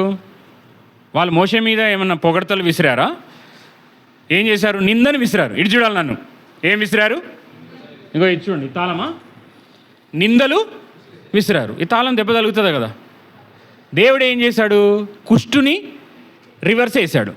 నా సేవకుడు గురించి నువ్వు వ్యతిరేకంగా మాట్లాడితే నువ్వు వాడి మీద నిందలేస్తావు, లేనిపోని అబాండాలు వేస్తావు. వారికి గాయాలవుతాయి. వారు మౌనంగా ఉండి దేవునికి అప్పగిచ్చారనుకో, దేవుని దగ్గర నుంచి ఏమొస్తుంది? దేవుని కోపము, ఉగ్రత, కుష్టు, శపితమైన జీవితం. అంటే ఆ ప్రజల్లో నుంచి కూడా వేరు చేయబడాలి. మరి అలా రావడానికి కారణం ఏంటి? వారి యొక్క నోటి మాట. వారు భయపడలేదు అని అంటే, మాట్లాడడానికి మీరు భయపడలేదంటే మీ నోరు కంట్రోల్లో ఉండాలి. సేవకుడు కానీ ఆత్మీయుల గురించి మాట్లాడడానికి నువ్వు హద్దు మీరి మాట్లాడొద్దు. హద్దులు దాటితే ఏమవుద్ది? పాకిస్తాన్ బార్డర్ ఏదో ఆడదాకా పోతే ఏమవుతుంది? నేను ఉట్టిగా ఆడదాకా పోయినా జర అట్లా ఎట్లుందో ఆ భూమి కూడా ఈ భూమే కాదా అని ఇట్లా మెల్లగా దాంట్లోకి వెళ్ళి కాలు పెట్టినా ఏమొస్తుంది అప్పుడు సౌండ్ వస్తుంది. ఏం సౌండ్? AK-47 సౌండ్ వస్తుంది. ఎందుకు మరి హద్దులు? మరి ఆ సేవకుని గురించి కూడా నీకు తెలిస్తే ఆ సేవకుడి గురించి ప్రోత్సాహంగా మాట్లాడు, బలపరిచే విధంగా మాట్లాడు. కానీ దేవుడు ఎలా అయితే ఆ సేవ చేయాలనుకుంటున్నాడో ప్రార్థన చేయు, మోకాళ్ళకు పని చెప్పు. నోటికి ఎందుకు పని చెప్తావు? నోటికి పని చెప్తే ఏమొస్తుంది? ఏమొచ్చింది మిరియాంకి? గిఫ్ట్ వచ్చిందా? శబ్బాష్ అన్నాడా? నువ్వు కాక మీ తమ్ముడిని సరి చేస్తున్నావు అన్నాడా? నువ్వు ఎక్కువ మాట్లాడదు. ఫస్ట్ చేయాల్సింది నువ్వు నోరు మూసుకో. నా సేవకుడి గురించి నేను చూసుకుంటా. నువ్వెవరు? నువ్వు నేర్చుకోవడానికి వచ్చావు, నీ ఆత్మీయ స్థితి సరిలేదు, నువ్వు ఏమొచ్చి గుడ్డొచ్చి పిల్లని ఎక్కిరిచ్చేంత స్థాయికి వచ్చినవా అని అంటాడా అన్నాడా? మరి ఈడ మన ఆత్మీయత ఏమో గుడ్డు, మనమేమో పెద్ద పెద్ద మాటలు మాట్లాడతాం. ఇట్లా చేస్తే బాగుండు సువార్త, వాక్యము ఈ రిఫరెన్స్ నుంచి ఇట్లా పోతే బాగుండండి. మరి చెప్పు, మరి రావచ్చి. నేను కామెంట్ చేయట్లేదు, వచ్చి చెప్పండి. విమర్శించడం ఈజీయా, చెప్పడం ఈజీయా? ఏది కష్టం? విమర్శించడమే ఈజీ, చెప్పడం ఈడ కష్టమేనా? దేవునికి స్తోత్రం. కాబట్టి చెప్తున్నా, ఆ మిరియాము నింద విసిరింది, దేవుని దగ్గర నుంచి కుష్టు బహుమానంగా పొందుకుంది. మరి ఈడ శత్రువుల్ని ప్రేమించమని అంటున్నాడు. శత్రువుల్ని మరి ఈడ వీళ్ళిద్దరు శత్రువులా కాదా? ఒకరింటి నుంచే శత్రువులు తయారవుతుంది అన్నాడు. ఏనా ఇద్దరిని ఇచ్చిన ఎల్డర్స్ని అనుకుంటే నాకు వీళ్ళు మేకై కూర్చున్నారు, నా మీదే నాకే ఏసరు తెస్తున్నారు నాకు ఇందుకని అని మోషే బాధపడాలా లేదా? బాధపడాలా. నన్ను పిలిచిన వాడు నమ్మదగిన వాడు, నేను నమ్మకంగా ఉంటా. ఆయన దృష్టిలో నేను నమ్మకస్తుడుగా ఉండాలి. వీరు నన్ను తిట్టని తిట్టకపోని, వీరు చూడని చూడకపోని, వీరు నన్ను గుర్తించని గుర్తించకపోని. మోషే దాగి ఉండి సేవ చేసేవాడు. పరలోకమందున్న దేవుడు 2 కళ్ళు చూస్తున్నాయి. నేను చేస్తుంది నిజాయితీగా వాక్యానుసారంగా నేను సేవ చేస్తున్నానా, ఇశ్రాయేలు ప్రజలు నడిపిస్తున్నానా, మోసం చేస్తున్నానా అని నా అక్కనో నా అన్ననో ఇంప్రెస్ చేయాల్సిన అవసరం నాకు లేదు. అసలు ఆయన నేను ఇంప్రెస్ చేస్తే చాలు. మనం ఎవరిని ఇంప్రెస్ చేస్తాము? అక్కని, బంధువుని, నువ్వు చేసే నీ బాస్ని, బస్ కండక్టర్ని. అంటే ఎవరిని పడితే వాడిని ఇంప్రెస్ చేయడానికి దేవుని దుఃఖ పెడతాం. కానీ పౌలు ఎలా అంటాడు? నా దేవుని సంతోషపరచడానికి ఎవ్వరు దుఃఖపడ్డా పర్వాలేదు. నువ్వు దేవుణ్ణి సంతోషపరచడం అంటే ఇతరులను కొట్టడము, గొడవపడడం దేవుడు సంతోషిస్తాడా? నిన్ను వలే నీ పొరుగువాడిని ప్రేమించు అంటాడు. పెద్దల్ని గౌరవించు, పెద్దవారితో గౌరవంగా మర్యాదగా మాట్లాడండి. మన పిల్లలు ఎవరైనా వస్తే నమస్కారం చెప్పడం, ప్రేజులాడని చెప్పడం, కూర్చోండి అని చెప్పడం, మంచినీళ్ళు ఇవ్వడం, అవి ఎవరు ఏడ నేర్చుకోవాలి? మన ఇంట్లో నేర్చుకోవాలి. మనం వాళ్ళు పోగానే వాళ్ళ గురించి నెగిటివ్గా మాట్లాడుకుంటాం. వాళ్ళకి అవన్నీ తెలుసు. ఇప్పటిదాకా వాళ్ళతో ప్రేమగా మాట్లాడినాం, పోయిన తర్వాత ఇట్లా మాట్లాడుతున్నావు ఏంది డాడీ అన్నాడు అనుకో, వాళ్ళు ఏం నేర్చుకుంటారు? అవే నేర్చుకుంటారు. ముఖం ముందున్నప్పుడు మర్యాదగా గౌరవించి మాట్లాడాలి, వాళ్ళు పోగానే తెప్ప ఎత్తేయాలి. ఇదే మనం నేర్చుకునేది సంఘంలో. ఇక్కడ వీళ్ళు వ్యతిరేకంగా మాట్లాడినప్పుడు ఏమైంది? దేవుని ఉగ్రత వచ్చింది. వస్తే మనము ఇందులో నుంచి నేర్చుకోవాల్సిన 3 ముఖ్యమైన పాఠాలు. ఆయన శత్రువుల్ని ప్రేమించమన్నాడు కాబట్టి తన అక్క కోసం ప్రార్థన చేశాడా లేదా? ఉండడానికి ఇప్పుడే ఎందుకు ప్రార్థన చేద్దాం, కొంచెం నలగని తిన్నకు కావాలి, బాగా ఎక్కువైంది అని అనుకున్నాడా? మిక్కిలి సాత్వికుడు కదా, తట్టుకోలేడు. తనకొస్తే ఎంత ఇబ్బంది పడేవాడో తన అక్కకొచ్చినా తట్టుకోలేడు. 20 లక్షల మందిని. నాకు అదే అనిపిస్తుంది ఒక్కోసారి. ఒక 4గురిని మందిరానికి నడిపించుడే ఏదన్నా ఇంకా గుడ్ ఫ్రైడే ఈస్టర్ లాగా అనుకో. ఆమె రెడీ కావాలి, వాళ్ళు రెడీ కావాలి, మనమంతా రెడీ కావాలి, అన్నీ సిద్ధపరచుకొని అన్నీ చేయడానికి 4గురిని మందిరానికి నడిపించడానికే మనకు చాలా కష్టమా కాదా? పురుషులు ఉన్నారు కదా ఇక్కడ, పిల్లల్ని అంతా చక్కబెట్టుకొని సమయానికి రావడము కష్టమా కాదా? మరి 20 లక్షల కాల్బల్బం మందిని ఒక్క వ్యక్తి నడిపించాడంటే దేవునికి ఎంత విధేయుడై ఉంటాడు, దేవుని శక్తి ఎంత ఉంటుంది. ఆడ కొంతమంది కాకరకాయలు కావాలంటారు, నీళ్లు లేవా అంటారు, సమాధులు లేవంటారు. ఒక్కొక్కరు ఒక్కొక్క డైరెక్షన్లో ఉన్నారు. వాళ్ళని చూస్తే అలాంటి వాళ్ళు మనం ఉంటే మనము దేవా ఏమొద్దు, నాకు ఫస్ట్ మినిమం AK-47 రోజుకు ఒక 100 గుండ్లు ఇయ్యు అని ప్రార్థన చేసేవాళ్ళం మనం. ఎందుకు?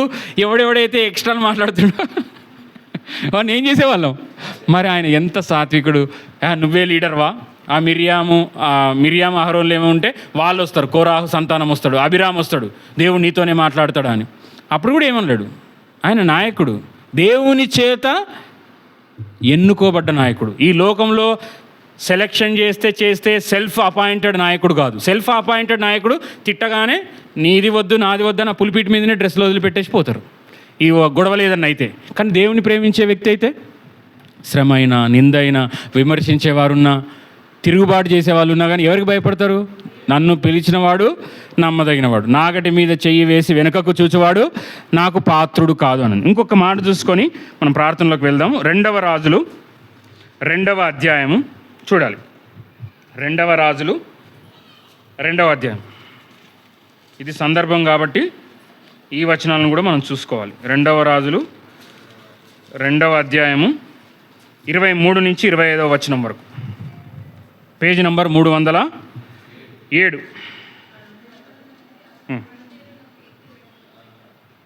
అక్కడ నుండి అతడు, అంటే నేను చెప్తున్నా, అతని పేరు ఎలీషా. ఎవరు? ఎలీషా.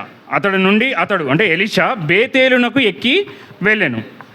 ఎలీషా త్రోవను పోవుచుండగా బాలురు పట్టణములో నుండి వచ్చి బోడివాడ ఎక్కిపొమ్ము అని అతని అపహాస్యము చేయగా అతడు వెనుక నుండి తిరిగి వారిని చూచి యెహోవా నామమును బట్టి వారిని శపించెను. అప్పుడు 2 ఆడు ఎలుగు బంట్లు అడవిలో నుండి వచ్చి వారిలో 42 బాలురని, అంటే 42 మందిని చీల్చి వేశాను.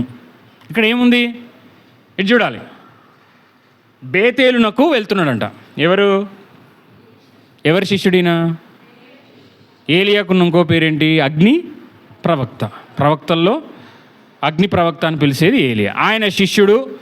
ఆయన కింద తర్ఫీదు పొంది ఆయన దుప్పటి మీద వేస్తే 2 అంతల ఆత్మ పొందుకున్న వ్యక్తి. అది వేరే టాపిక్. ఈయన శిష్యుడు. ఈ శిష్యుడికి ఏందంట? ఈ ఏలీషాకి జుట్టు లేదంట. నీ దైవ సేవకులకు జుట్టు ఉన్నది కావాలనా? ఆయన నోట్లో నుంచి వచ్చే మాట కావాలనా? కొందరికి జుట్టు లేదు, సూటు లేదు. నీకు అస్సలైన మాట, నీకు కత్తి ఆయన నోట్లో నుంచి వస్తుందా లేదా అనేదే కావాలి.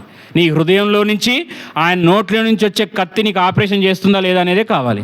ఈడంటే ఆయనకు జుట్టు లేదంట. అంటే నేను ఎందుకు చెప్తున్నా నీ జుట్టు లేదని నీకు ఆయన చెప్పిండా అంటే, బోడివాడ అని అంటున్నారంట.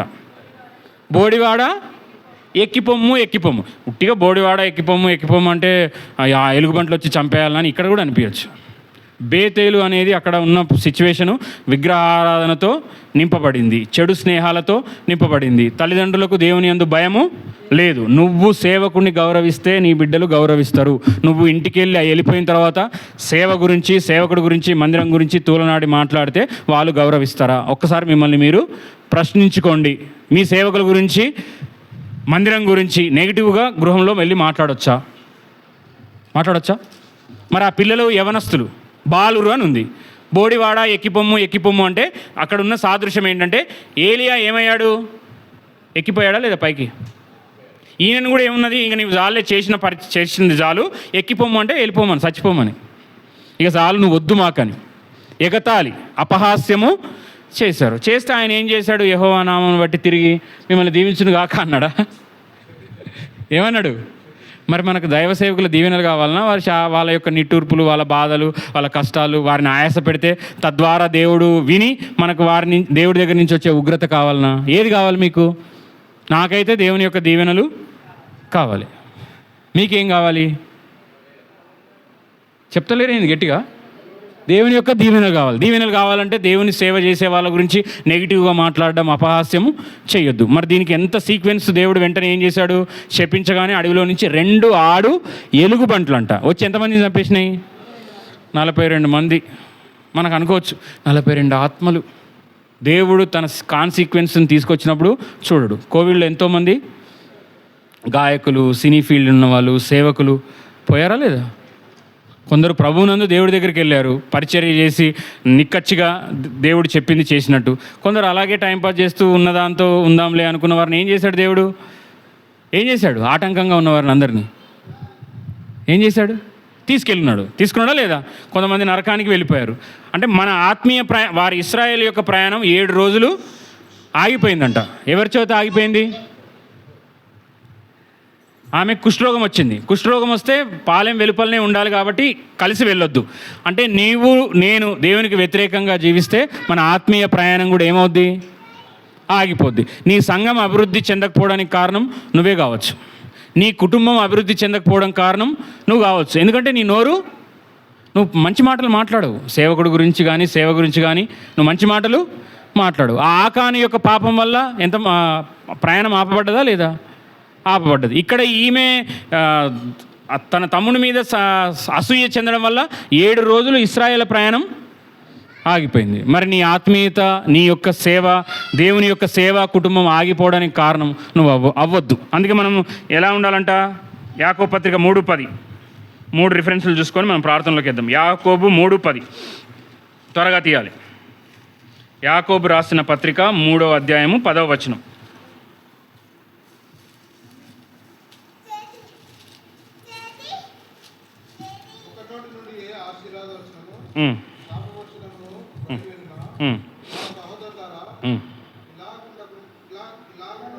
చాలు. ఒక్క నోటి నుండే ఆశీర్వచనము శాపవచనమును బయలువెళ్ళును. నా సహోదరులారా ఇలాగూ ఉండకూడదు. మనము అవునంటే అవును, కాదంటే కాదు. అంతకు నుంచి వచ్చినది దేని నుంచి వచ్చిందని ఉంది బైబిల్లో? దుష్టుని నుంచి, సాతాన్ నుంచి వచ్చిందంట. కాబట్టి మనం ఎప్పుడు మన నోటిని అదుపులో పెట్టుకోవాలి. మన పిల్లలతో మాట్లాడినా, సేవకుల గురించి ఏదైనా మాట్లాడినా నువ్వు భయపడాలి. ఎవరు వింటున్నారు ఆ మాట? నువ్వు మాట్లాడే నీ వ్యతిరేకమైన మాటలు, వారిని విమర్శించేది, తూలనాడి అపహాస్యం చేసే మాటలు ఎవరు వింటారు? మరి అక్కడ బోడివాడ అంటే ఎవరు విన్నారు? విని 2 ఎలుగుబంట్లను పంపిస్తే అవేం చేసినాయి? చీల్చేసినాయి అంట 42 మందిని. ఒక్కరిని కాదు, ఇద్దరిని కాదు.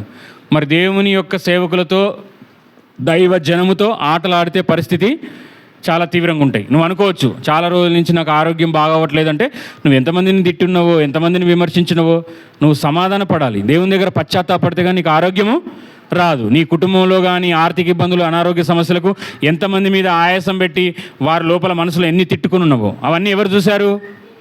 ఆ సేవకుడు చూడకపోవచ్చు, మోషే కూడా చూడకపోవచ్చు. ఎవరు చూశారు? దేవుడు చూశాడు. మరి ఆ దేవుడి యొక్క ఉగ్రత నీ మీదకి రావద్దంటే నువ్వేం చేయాలి? నీ నోరుని అదుపులో పెట్టుకోవాలి. మరి సంఘంలో ఏం చేయాలి? రోమా 13:1. మరి కుటుంబంలో అయితే నీ నోరుని ఎక్కడున్నా నోరుని అదుపులో పెట్టుకోవాలి. మరి సంఘంలో ఉన్నప్పుడు ఏం చేయాలి? రోమీలకు రాసిన పత్రిక 13:1 చూడండి. రోమీలకు రాసిన పత్రిక 13:1. ప్రతివాడును పై అధికారులకు లోబడి ఉండవలెను. ప్రతివాడును పై అధికారులకు లోబడి ఉండవలెను.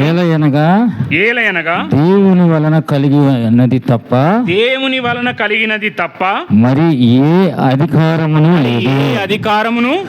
లేదు. ఉన్న అధికారములు దేవుని వలననే నియమింపబడి ఉన్నవి. అంటే ప్రతి అధికారము ఎవరి చేతున్నాయంట? నీకు బోధించే సేవకుడైనా, దైవజనమైన వారు ఎవరి చేతిలో ఉంది? ఆ అధికారం ఎవరి నుంచి ఉంది? దేవుని దగ్గర నుంచి ఉంది. నువ్వు ఆ సేవకుడిని ధిక్కరించినవంటే దేవుణ్ణి కూడా ధిక్కరించినట్టే. మరి మనం అట్లుందామా? హెబ్రీ పత్రిక 3:17. హెబ్రీ 3:17.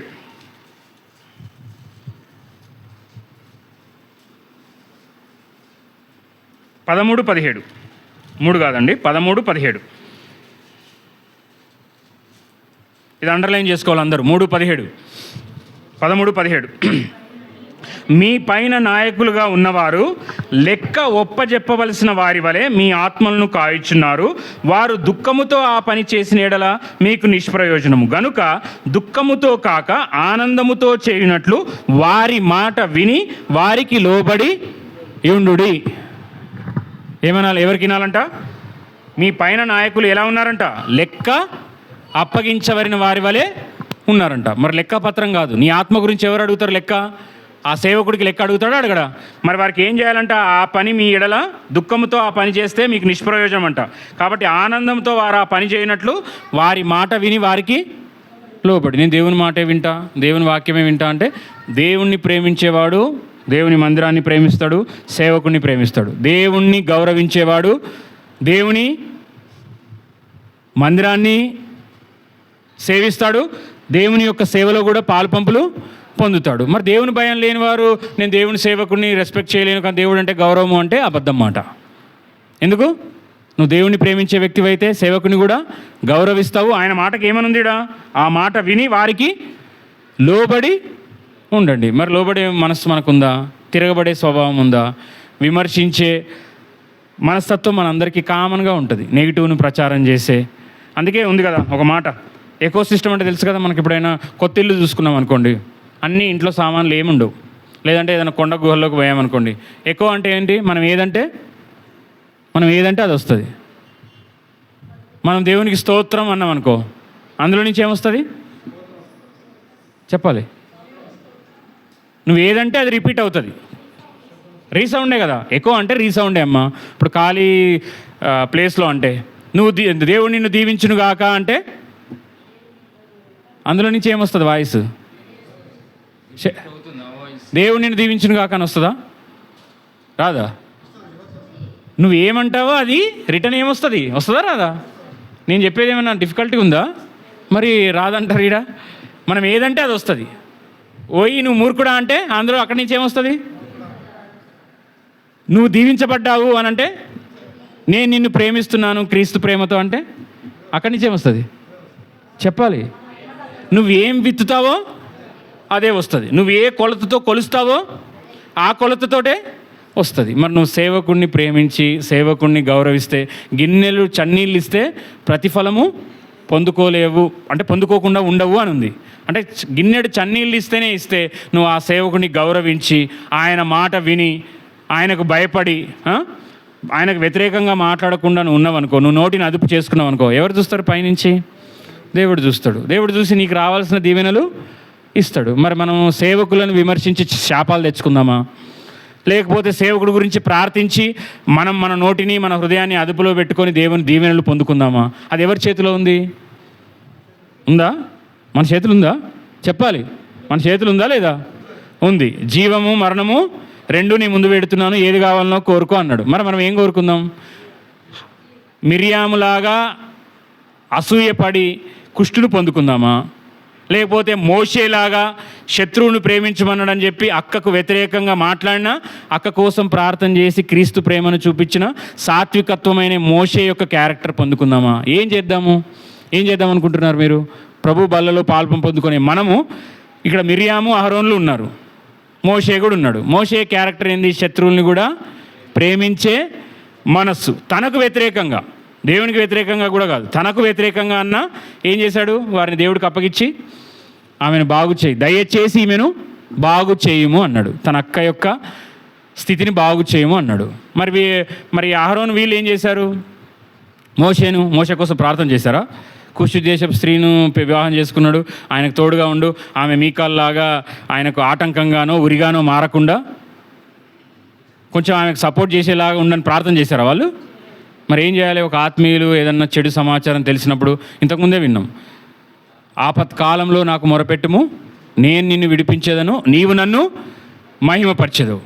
నాకు మొరపెట్టుము, నీకు ఉత్తరం ఇచ్చేదను, నువ్వు గ్రహింపలేని సంగతులను గూఢమైన సంగతులను నీకు తెలియజేసేదను. మోషేకి మొరపెట్టే స్వభావం ఉంది కాబట్టి ఆయనకు గూఢమైన సంగతులు కూడా తెలియజేయబడతాయి. వాళ్ళంతా పైనే, వాళ్ళ స్టాండర్డ్స్ అన్నీ ఎల్కేజీ ఫస్ట్ క్లాస్లో ఉన్నారు. మరి ఈయన పిహెచ్డి అయిపోయింది ఆత్మీయతలో, దేవునితో ముఖాముఖిగా స్నేహితునితో మాట్లాడుకున్నట్టుగా మాట్లాడుకునే ఆత్మీయత. మరి మన ఆత్మీయత, మన స్థాయి, మన విశ్వాసం చూసుకోకుండా మనం ఈ సేవకులను విశ్వాసులను పరిచర్య చేసేవారిని తూలనాడి మాట్లాడితే మన దగ్గర దేవుని దగ్గర నుంచి ఏమొస్తాయి? శాపం వస్తుంది. మనం శాపగ్రస్తులం కావద్దనే దేవుడి హెచ్చరిక మాటలు చెప్తున్నాడు. మీ పైనున్న నాయకులను ఆయాసపడకుండా కాక దుఃఖంగా కాకుండా వారి మాట విని లోబడాలంట. లోబడితే ఏమవుద్ది? మీరు నా మాట సమ్మతించిన ఎడల భూమి యొక్క మంచి పదార్థములను అనుభవిస్తారు, లేని ఎడల నెక్స్ట్ వచనమే ఉంటుంది, ఖడ్గము పాలవుదురు. ఖడ్గము అంటే అనవసరమైన ఆపరేషన్స్. దేంతో చేస్తారు? అంతే కదా, బ్లేడ్తోనే కదా, బ్లేడ్లు కత్తెరలే కదా. నీకు అనవసరమైన ఆపరేషన్లు రావద్దన్నా, హాస్పిటల్లోకి నువ్వు వెళ్ళొద్దన్నా నువ్వేం చేయాలంటే దేవుని యొక్క మాటను సమ్మతించి విమర్శించడం మానేసి ఆ సేవకుల కోసం ప్రార్థన చేయడం ఇక్కడి నుంచి అయినా స్టార్ట్ చేద్దాం. ఇప్పటిదాకా విమర్శించింది చాలు. అసలు ఇలా మందిరానికి వేరే వాళ్ళని ప్రోత్సహించి తీసుకురావాల్సింది తప్ప నిన్ను బట్టే, నువ్వు చెప్పే తప్పుడు మాటలను బట్టే వారు మందిరానికి రాలేకపోతున్నారు. నువ్వేం చేయాలి? వారికి దేవుని ప్రేమను, దేవుని యొక్క వాక్యాన్ని బలపరిచి ప్రోత్సహించి తీసుకురావాలి. నువ్వేం చెప్తున్నావు? ఆడ 3 గంటలు ఉంటుంది, ఎక్కువసేపు నువ్వు కూర్చోలేవు, నీ స్టాండర్డ్ అది కాదు, మేము ఆడికి పోతే 4 గంటలు ఉండాలి, నువ్వు ఉండలేవు, మళ్ళీ కింద కూర్చోవాలి, అవి ఇవని చెప్పామనుకో, వాడిని మొదట్లోనే భయపెడితే వాడు వస్తాడా? నువ్వేం చెప్పాలి? ఆడ దేవుడు మాట్లాడతాడు, దేవుడు వాక్యం ఉంది. అక్కడ ఏముండాలంట? వాక్యం ఉంది. ఈ యొక్క మాట చూసి నేను ముగిస్తాను. అందుకే అంటే మందిరానికి నువ్వు ప్రేమించింది, ఆకర్షించి రమ్మనాల్సింది వాక్యానికి. అక్కడ ఉన్న అంగు ఆర్భాటాలు, ఫ్యాన్లు, కూర్చోవడానికి కావాల్సిన సోఫాలు కాదు. ఇప్పుడు అందరూ మందిరానికి వచ్చే వాళ్ళు ఏం చూస్తున్నారు? ఫ్యాన్, సీటు కావాలి, ఏసీ కావాలంట.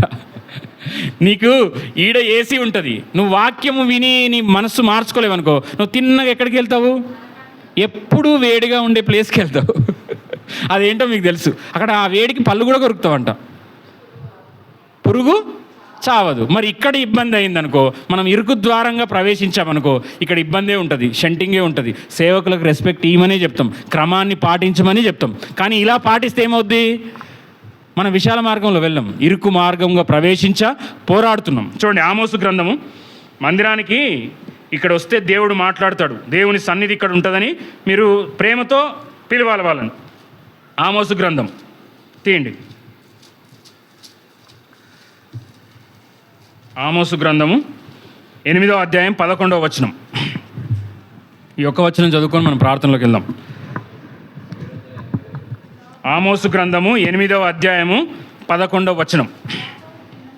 రాబో దినములందు దేశంలో నేను క్షామము పుట్టింతును, అది అన్నపానములు లేకపోవుట చేత కలుగు క్షామము కాక యెహోవా మాటను వినకపోవుట వలన కలుగు క్షామముగా ఉండును. ఇదే యెహోవా వాక్కు. కాబట్టి జనులు యెహోవా మాట వెదుకుటకై ఈ సముద్రము నుండి ఆ సముద్రం వరకు, ఉత్తర దిక్కు నుండి తూర్పు దిక్కు వరకు సంచరించుదురు, కానీ అది వారికి దొరకదు. ఇటు చూడాలి, వాక్యం దొరకని పరిస్థితుల్లోకి వస్తుంది. ఇంతకుముందు కూడా చెప్పాడు సేవకులు, ఇంతకుముందు బ్రదర్ కూడా చెప్పారు, ఏమని? అబద్ధ బోధలు వస్తాయి. అంటే ఒకటి ఇటు చూడాలి, నాణ్యమైన నిక్కచ్చి అయిన వాక్యానుసారమైన బోధ దొరకదు. కల్తీ బోధ, నీ దురద చెవులను తీర్చే బోధ, కల్పనా కథలు, నీకు ఓన్లీ సమృద్ధి, ఆశీర్వాదం, నీ ఆరోగ్యం, నీ పిల్లల భవిష్యత్తు, అవి తప్ప నువ్వు మారు మనసు, నీ యొక్క జీవితము దేవుని చేతికి అప్పగించుకుంటే నీ జీవితం బాగుపడుతుందనే విలువలు, ఆ క్రమము, నిక్కచ్చైన వాక్యము దొరకదు. కల్తీ వాక్యమే దొరుకుద్ది. ఏం దొరుకుద్ది? దేవుని రాజ్యం గురించి కానీ, మారు మనసు గురించి కానీ, వారు చెప్పే ప్రసంగాల్లో నరకం గురించి కానీ ఉండదు. ఎప్పుడు చూసినా పరలోకమే. పరలోకం గురించి దేవుడు 24 సార్లు చెప్పాడు. నరకం గురించి ఆ 4 సువార్తల్లో 56 సార్లు ఉంది. అంటే అక్కడికి రావద్దన్న ఇంటెన్షన్ తోటే దేవుడు అన్నిసార్లు చెప్పించాడు. కాబట్టి ఆ నరకానికి వెళ్ళొద్దనే వార్త, ఎలా చేస్తే మనం నరకానికి వెళ్తాము అనే చెప్పే సువార్త సూటి అయినది, ఖచ్చితమైంది రాదు. అంతా కల్తీ బోధ, పైనే. అది ఎలా ఉంటుందంట? వారు ఆ దేవుని మాట వినరు కాబట్టి వారికి క్షామం కలుగుతుందంట. అందుకే మనం అంత్య దినాల్లో ఉన్నాం. వాక్యము కరువు అవుతుంది. మీకు పెట్రోల్ కరువు అయిందని బాధపడొద్దు, ఆహారము రేట్లు పెరుగుతున్నాయని బాధపడద్దు. వాక్యము దేవోక్తి లేని ఎడల జనులు నశించెదరు. దేవుని వాక్యం లేకపోతే మనం నశించిపోతాం. ఆ పూట కూటికి లేకపోతే అదే మన చివరి రోజు అయితే మనం పరలోకం వెళ్తాం. కానీ దేవుని వాక్యము నిన్ను సరిచేసేది, దిద్దే వాక్యము లేకపోతే నువ్వు తిన్నగా నరకానికి వెళ్తాం. మరి మనం నరకానికి వెళ్ళొద్దనే దేవుడు హెచ్చరించే, సూటిగా నీవు గాయపడతా, బాధపడ్డా, ఏమన్నా సరే నీ హృదయాన్ని ఉన్నట్టుగా చెప్పేవాడే నిజమైన వైద్యుడు. నువ్వేదో బాగుపడతావని ఆయన 100 రూపాయలు ట్యాబ్లెట్ ఇచ్చాడండి, దెబ్బకు మాడింది, ఆయన పోతే ఆపరేషన్ చేయాలంటున్నాడు. ఆయన మంచి డాక్టర్ కాదు. ఎందుకు? నీకేం కావాలి? మంచి తక్కువ దాంతో ట్యాబ్లెట్ అయిపోతే ఆయన వెరీ గుడ్ డాక్టర్. మరి నీకు క్యాన్సర్ ఉంది, ఆ కణితి తీసేయాలి, నీకేమో నొప్పికిస్తున్నాడు, నీకు పైన నొప్పికి కావాలి. ఆ డాక్టర్ ఏం చేస్తున్నాడు? ఆ కణితితో సహా తీసేస్తే నీ శరీరంలో నుంచి నువ్వు కొన్ని రోజులు బ్రతుకుతావు. ఇక్కడ నిజమైన మంచి వైద్యుడు ఎవరు? ఆపరేషన్ చేసేవాడా, 100 రూపాయలు మందు రాసేవాడా? చెప్పాలి. చేసేవాడు. మరి నీ ఆత్మను పట్టించుకొని నీకు చెప్పేవారు ఖండితంగా వాక్యాన్ని ఉన్నట్టుగా బోధించేవారు కరెక్ట్గా బోధిస్తున్నట్ట? నువ్వు నొచ్చుకుంటావేమో, బాధపడతావేమో, ఇంతసేపు చెప్తే మళ్ళీ రావేమో, మళ్ళీ పిలువేమో అని ఆచితూచి చెప్పేవాడా? ఎవరు ఆచితూచి చెప్పేవాళ్ళ? ఖచ్చితంగా ఉన్నది ఉన్నట్టుగా. నువ్వు మందిరానికి వచ్చినా రాకపోయినా, నువ్వు స్తుతి కూడికలో ఉన్నా, 1000 మంది సభలో ఉన్నా, చెప్పే మాట దేవుడు తీర్పు వస్తుందంటే వస్తుంది. మరి ఇక్కడ కరువు వచ్చిందా లేదా? మరి ఆ కరువు మనకిప్పుడు కూడా కరువు వస్తుంది. వాక్యం ఎక్కువైపోయిందని అనుకుంటున్నాం, కానీ చాలామంది అది వినట్లేదు, చేయట్లేదు. కాబట్టి ఏమవుతుంది? కరువు వచ్చేస్తుంది. మరి ఆ కరువు రావద్దంటే మనం ఏం చేయాలి? సేవకులను విమర్శించడం మానేసి వారి కోసం ప్రార్థించి మనం తగ్గించుకొని సాత్వికత్వంతో మనం ఉండాలి. మోషే లాంటి ఆత్మీయుల కోసం దేవుడు చూస్తున్నాడు. మరి నమ్మకస్తులుగా మీరున్నారా? నేను ముగిస్తున్నాను. దేవుడు ఏం చూశాడు ఆ మోషేలో? నమ్మకత్వాన్ని చూశాడు. మరి నిన్ను నమ్మగలమా? నీకు ఏదైనా పరిచర్య, దేవుడు నిన్ను నమ్మగలడా? నీకు బిడ్డల్ని ఇచ్చాడు, వారిని దేవుని కోసం పెంచుతున్నావా? యొకోబేదుకు 3 బిడ్డల్ని ఇచ్చారు. ఎవరి కోసం పెంచింది ఆమె? దేవుని కోసం పెంచింది. మరి నీకు ఎంతమంది సంతానం? వారు ఇప్పుడు ఎక్కడున్నారు? వారిని దేవుడి కోసం పెంచుతున్నావా? మరి ప్రభు బలలో మనం పాలు పొందాలంటే మనం అహరోను మిరియాములాగా ఎంతమందిని దేవుని యొక్క సేవకులను దూషించామో మనం పశ్చాత్తాపడదాం. నాయన, నీ సేవకులను మోకరించండి. అందరూ ప్రార్థన చేసుకోవాలి. నేను సేవకులను హింసించాను, బాధ పెట్టాను, కత్తిపోటు మాటలుగా మాట్లాడాను, వారిని అపహాస్యం చేశాను, వారి యొక్క జుట్టుని, వారి యొక్క వస్త్రధారాన్ని, బోడివాడాన్ని వారు ఎలా అయితే చేశారో అలా చేశాను. నన్ను క్షమించు నాయన, నన్ను బలలో యోగ్యంగా పొందుకునేటట్టు చెయ్యు. నేను మోషేలాగా మిక్కిలి సాత్వికంగా ఉందామనుకుంటున్నాను, పశ్చాత్తాపడుతున్నానని విరిగిన హృదయంతో, పశ్చాత్తాపంతో మనం ప్రభు బలలో పొందుదాం. దేవుడి కొద్ది మాటలు దీవించునుగా.